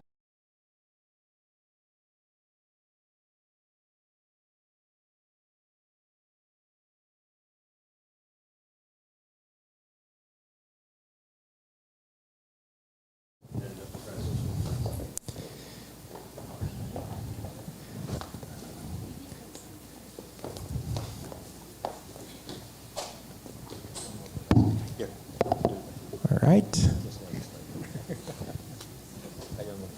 Okay. So, good afternoon to our panel. Attorney, if you'd like, do you have any questions that you'd like to ask our panel for this afternoon? I see you have quite a long list over here, so hopefully we'll be able to answer your questions. So please, if you'd like to open. Thank you very much, and thank you very much to UP Diliman and Manila Bulletin for this opportunity to participate. First, if I could just give a very quick, well, maybe not a very quick, but a reaction about the quality of the discussion on the panel. When I first started getting involved with sustainability and sustainable finance, Irene and I know each other from the finance side. Maybe 10 years ago, if you were going to ask about sustainability, the automatic reaction from the business community would be CSR, something that Philip pointed out before. And CSR would be, on the weekend, we'd go plant trees on the weekend. Not the integrated agricultural farming that Damosa Land is doing, not the reforestation on large scale, which could also be monetized as carbon credits that ASEAN is doing. On the weekend, we plant trees. And that internationally would be a fail. That would not be considered sustainability, even 10 years ago. And then a little after that, if you asked about sustainability, it would be renewable energy. So you just have ASEAN, and all of the developers and the science that's on stage now, wouldn't be considered. Wouldn't be top of mind. No. So I just want to say that 10 years later, the quality of presentation that I just saw today like this is world class. This is really a world class discussion of sustainability across this panel. So I really want to thank the speakers. So that's my first comment. And then I have a couple of questions for everyone. I think also to make it real for the students. And I know some of you mentioned this already. No? So my first question is, ano nang nagtulak sa inyo? What pushed you? What was the driver? Maybe one or two key drivers for you to take on sustainability. And you can see sustainability is a key part of the business strategy. This is not a side thing that they do on the weekend. This is like key to their business. What started that, number one? And number two, because my background is in finance, have you tried to connect the sustainability that you do in your operations to your funding? And if you have, what has been the reaction? What has been your experience with respect to the financing side of sustainability? And kasama po kayo, Doctor, dun sa tanong na yun sa UP Daloy program. So if I can ask the speakers to react. Yeah, sure. I think in our case, and I touched on this earlier, we come from a group where agriculture is really at the heart of what we do. No, that's still really our legacy business. And one of the sayings of my grandfather before was that when he ran his agriculture business is that every time he'd see an open plot of land that wasn't productive, he said, we have to plant on that area. So it's something that was really instilled in us across the group. So whether we were in the agribusiness part of our business or not. And so when we looked at our real estate business, we kind of, we had to, I guess, put it on ourselves as well, that we had to have that mentality where, okay, we're in a business that's not exactly the most green, but there are ways to make it greener. And that's kind of really what pushed us. For the second question, in terms of trying to, I guess, integrate that or use that as a means of obtaining green financing, we are looking at that, but one thing we're trying to do now is still trying to build up our green portfolio and really build up more green initiatives so that we would really be considered for that kind of financing. Yeah. Thank you. As I've mentioned earlier in my presentation, sir, it is a very lucky for us since Philinvest City, our chairman emeritus, Mr. Andrew Gutianen Sr., has envisioned being sustainable actually from the onset, from the master planning pa lang. Ensure that we have a lot of open spaces, 30% of open spaces and more, not only for Philinvest City but all other township projects of Philinvest actually. And then for the second question, we have existing sustainable projects like the solar panels and Festival Mall. That's big, and I just don't have the figures right now, but it was reported that there's meron talagang reduce in cost in terms of payments sa power consumption, diba? And we also have district cooling system in one of our district that also helps with energy efficiency. Yeah. Thank you. Well, CompF, very important.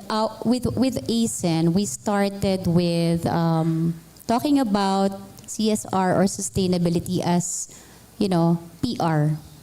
We started with that when I started taking this job, onboarding on this job. But kasi we were small, no? Back then when we started we were just small. We have 70 megawatts of renewables or portfolio, in our portfolio.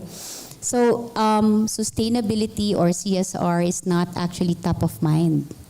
Our top of mind is how can we grow the business? How can we build the scale? So when we were building the scale and we were growing investors starts to ask us, what do you plan to do with your coal plant? You really need to build more of that? So we started to deal with ESG investors, and it's not easy. It's really, especially if you have coal plant in your portfolio. Nobody will invest in you anymore. That's how we started to think and embed environmental, social, and governance in our business, in the way we deal with partners, in the way we deal with the government, with the community. Because little things like, for example, how do you take care of your community? What kind of programs do you embed in your community? The investors ask that.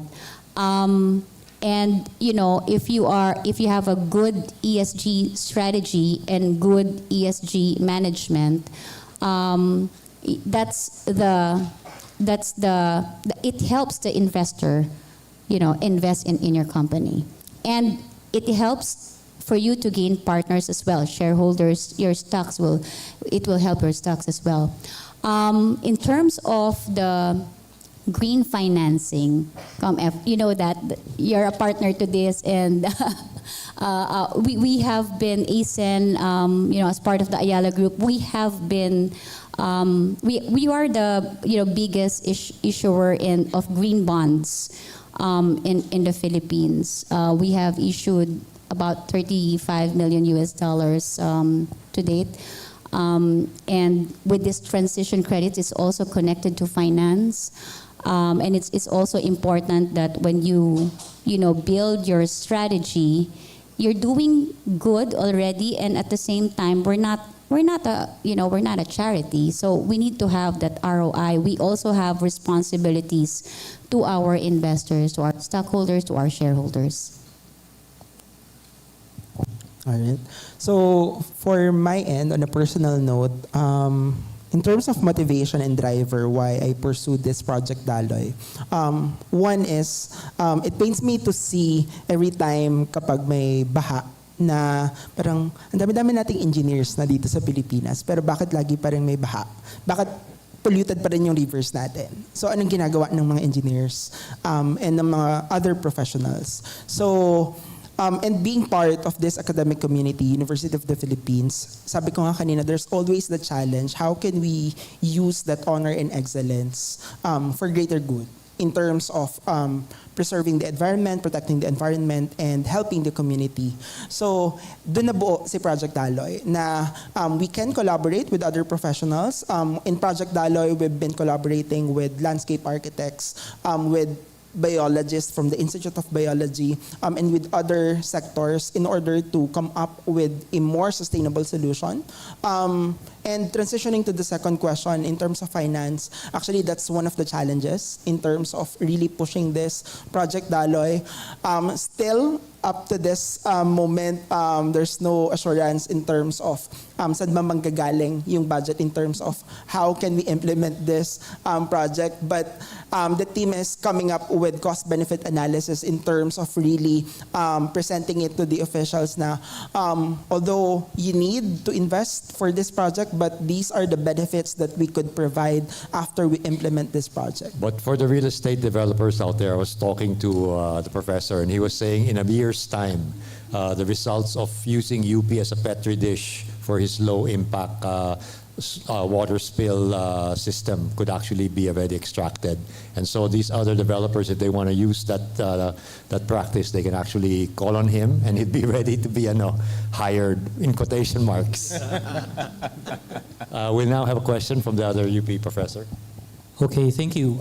Thank you for inviting me as part of the panel for today's session, and I think it's all the presentations are interesting in their own way, particularly on the different aspects of sustainability. So when we talk about sustainability, some would say that it's already passé. There are other terms that are being used now that could be more current. But I think the idea of having a sustainability where it is needed most, especially here in our country, is still very much relevant. So, me, speaking of collaboration with other disciplines, I'm a landscape architect, and I'm quite happy to hear seeing green spaces in the forefront, in our efforts for more sustainability integrated in our business models and on our different approaches on how we confront, for example, issues of climate change, and even on a community level on how we are providing livelihood and empowerment to the people. So I think I'm very much interested about beyond being a landscape architect, also my interest is really more on how we can actually uplift the community. So in this case, the Philippines being having one of the most expensive energy rates in the region, how do you think? I mean, this is for Ms. Moranan. How do we, for example, are there any impediments that prevent us from, let's say, breaking the virtual monopoly on, energy distribution in such a way that, as you've said, we could have an option in terms of using the clean and dirty energy and in terms of lowering power rates? Sorry, I didn't quite get that. So how can we... If there are impediments to, achieving, let's say, a more competitive power rates. It's really bringing it, well, we're in the imperial law. It's really the threshold that we're waiting for, the government to be ready to bring it down.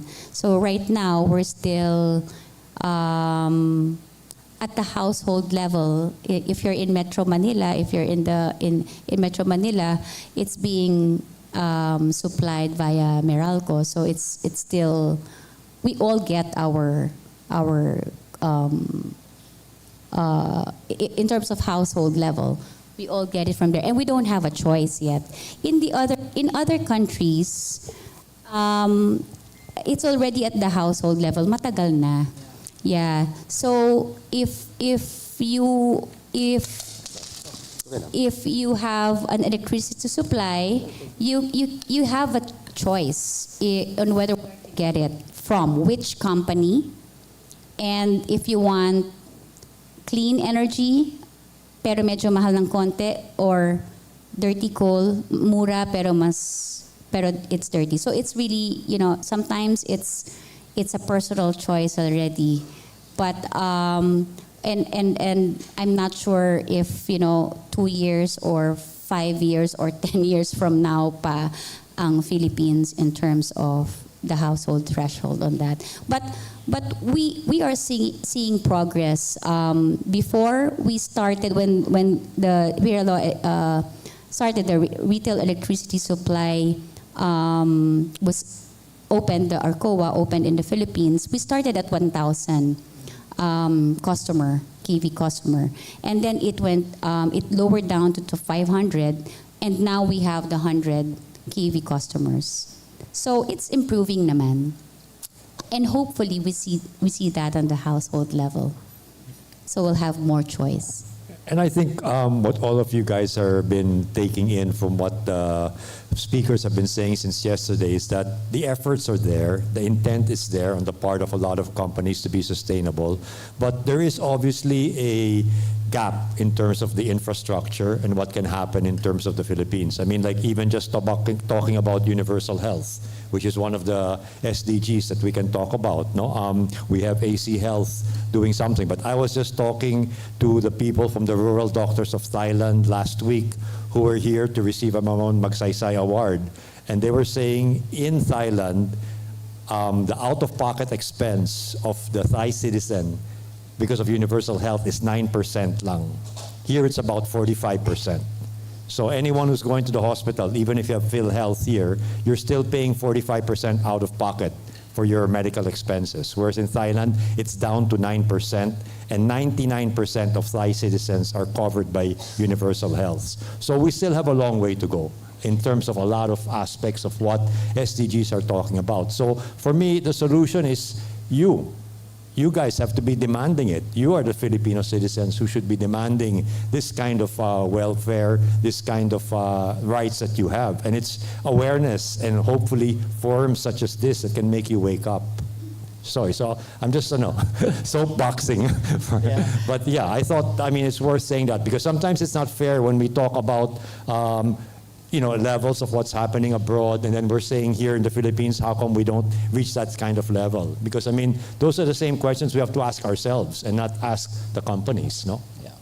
And also, it just shows that it's not just these companies should be thinking about this. I mean, there are other sectors, especially the role of the government on how we could actually, actualize or operationalize, or even bring this to the level that would actually benefit to. I mean, bring the benefit to everyone. So, okay, that's it. Is it okay for me to ask? I think we can ask one more question, and then we'll turn it back. One more question, because Okay. I think we have to also wrap it up because Chancellor Vistan wants to give his final words and close the forum. Yeah, so I mean, I'm just curious. I mean, I really enjoyed the presentation of Ms. San Pablo and of course Dr. Cruz because that's really the lane where I'm more comfortable with, and I'm really happy that that both from a private sector and at the same time a public university is gearing towards an integrated approach in a perennial problem, particularly like flooding, and in case, although it's not quite presented about how this has actually addressed. Maybe it wasn't presented because it's not really it hasn't appeared as a problem anymore in Philinvest, but something to deal with water, and that's very much an important resource that we should be thinking about. As they say, water will be the next gold. It's something that would be the basis in terms of how wealthy a country is. So maybe just for my last question, I would like to ask in terms of how can we really, create a feasible water sensitive cities or design that would actually make people realize the importance of water as a resource in terms of our usage and in terms of how it would impact our quality of life. Dr. Cruz and Ms. San Pablo. All right. So in terms of being water sensitive, or the term that I use in my presentation, water-wise university, there are features to be a water-wise city or university. First, we need to ensure that there is a proper drainage system. Second, there's sewer line. Third is there's smart features in terms of really monitoring the water consumption. And that's also part of Project Daloy. We're accounting the water footprint, meaning the blue, the green, and the gray water of the university. So when we come up with that particular tool, we can use that in order to guide us. How can we manage well our water resources, and how can we educate well the stakeholders and the community in terms of really consuming the available water resources in this community, for example. Yeah, the points mentioned by Sir are all being practiced actually currently in Philinvest City. So we have a lot of good drainage system in plan. And siguro I'll share na lang what we currently have. We currently have a sewage treatment plant in Philinvest City. And we also use irrigation system to water our landscapes across the 244 hectares of Philinvest City. And currently, we have ongoing project where we upgrade our STP to a new water. Its objective is to not only recycle the green water, but also to make it potable water in the future. Yeah. Luckily for us, walang baha, sir, in Philinvest City sa ngayon, no? So, but we continue to improve all our pipes, no? Kasi it's been 25 years na rin, around 25 to 30 years when we started to install those pipes. So we are currently trying to upgrade na. Yeah, that's it, sir.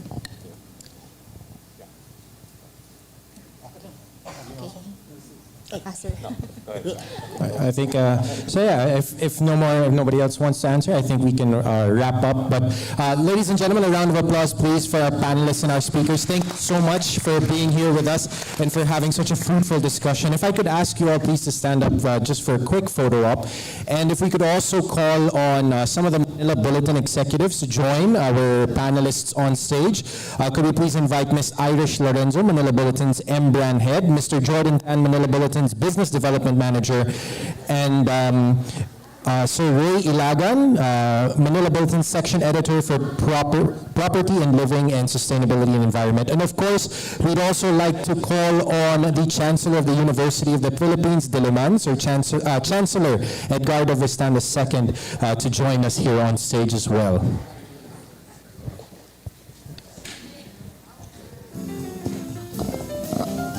Sige po.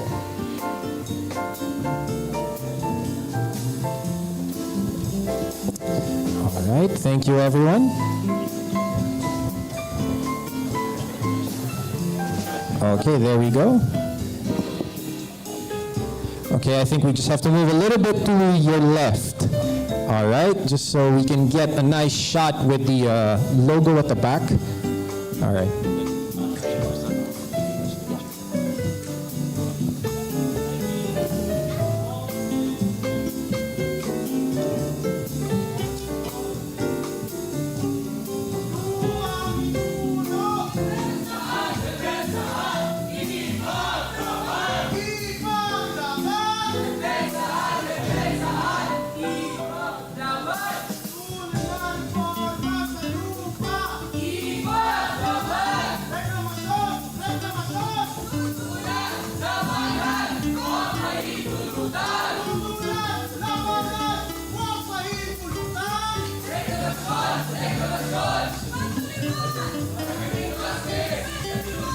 All right. Thank you very much.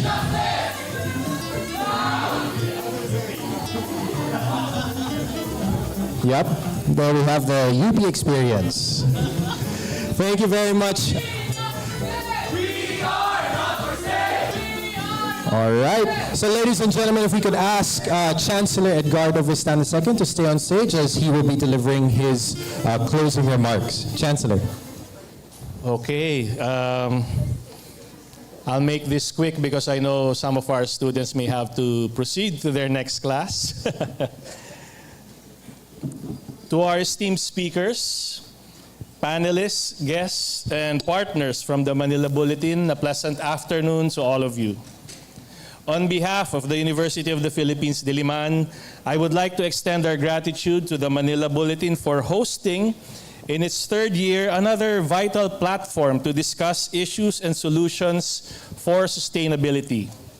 This forum has illuminated the indispensable roles of various stakeholders in achieving the 2030 Sustainable Development Goals.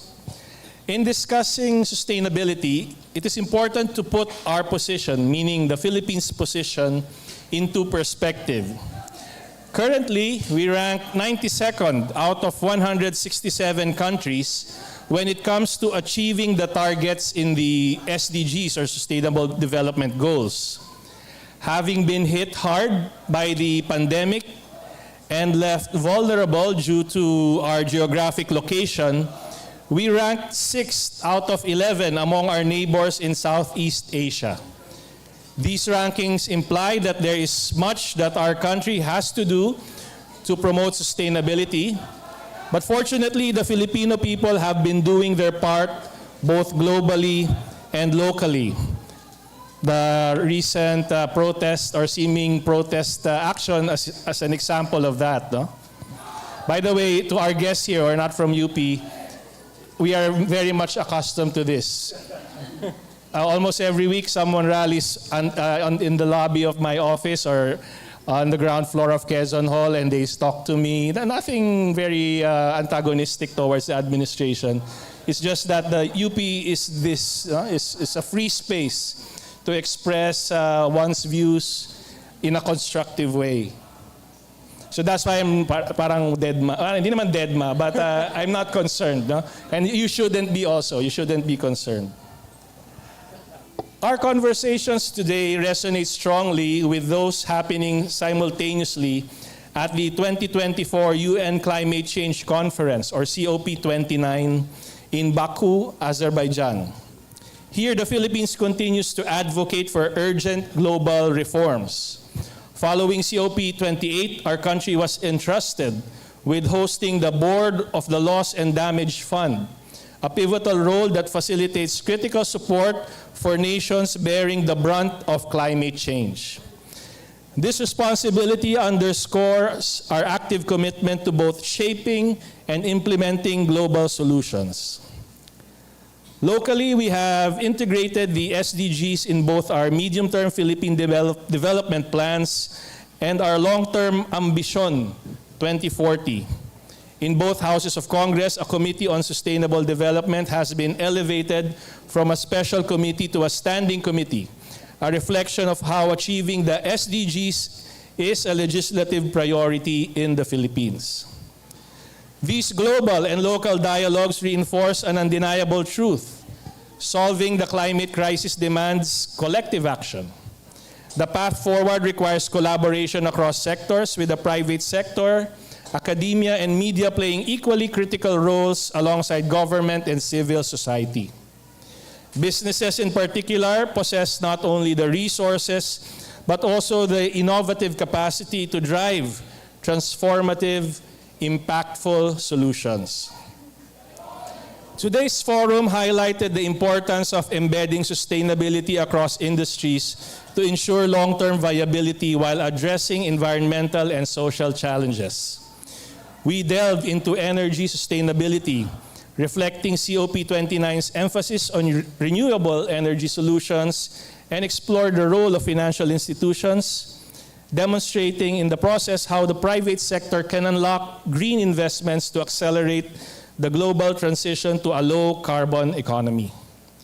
As COP29 shapes the global climate agenda, let us take pride in the alignment of today's discussions with these international priorities. Together, we must translate our shared insights and commitments into bold actions and enduring partnerships. By bridging the gap between aspirations and action, we can collectively drive meaningful progress towards a brighter, more sustainable future. Thank you again very much to all of you. Thank you very much, Chancellor. If I could ask you please to join me here in the middle, and we'd like to present to you a certification of appreciation to be presented by Philip Kuanjing. So thank you very much for your relentless support and commitment to promoting sustainable practices. All right, we'll have that. And then to join them on stage, may I please call on our Manila Bulletin executives for the photo op, Sir Jordan Tan, Ms. Irish Lorenzo, and Sir Ray Ilagam, please.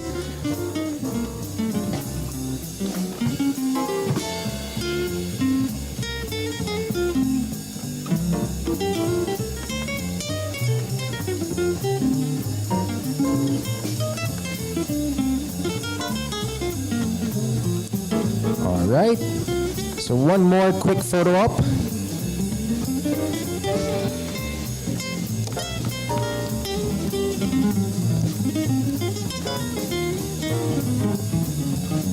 All right, last one, big smiles. All right, one more, I think.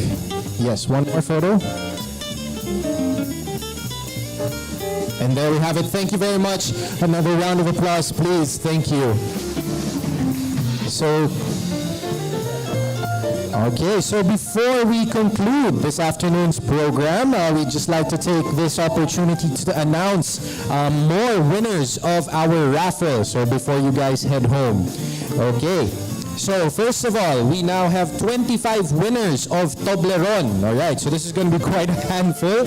So I hope you guys are still here. So congratulations to Misty Dodon, Neil Dominic De Jesus, Luis Nicole Bacarisas, Fiona Valento, Christian Derek Fernandez Renz Manalo, Frank Hendrik Arugay, Jose Roderick Sulia, Juan Vigo, Denim Isobel David, Evanite Keith Dulao, Chaningo Nadine Batalya, Isaiah Joshua Simpson, Francine Fabricante, Jueline Sebian, Aliana Magro, Maria Juliana Martires, Maria Juliana Martires, Ave de Gracia, Abigail Emil Antonio Lizel Paluyo, Katrina Nilda Ann Veguizo, Margaret Mendoza, Danica Pomperada, and Diana Tan. So congratulations to our 25 winners of Toblerone. We also have 3 lucky winners of Starbucks GCs worth 500 pesos each. So congratulations to Heidi Eliza Tabios, Christine May Elizon, and Kyle Neo Banta. All right? So we also have 2 lucky winners of gift items from Ayala Land Incorporated. So thank you very much to Ayala Land. We have Naomi Lorbis and Caleb Wan. Congratulations. And lastly, we have SMGCs worth 2,000 pesos each. So congratulations to Abigail Bulos and Rosalie Kim Penides. All right. So remember to claim your raffle prizes by the registration table before you exit the venue.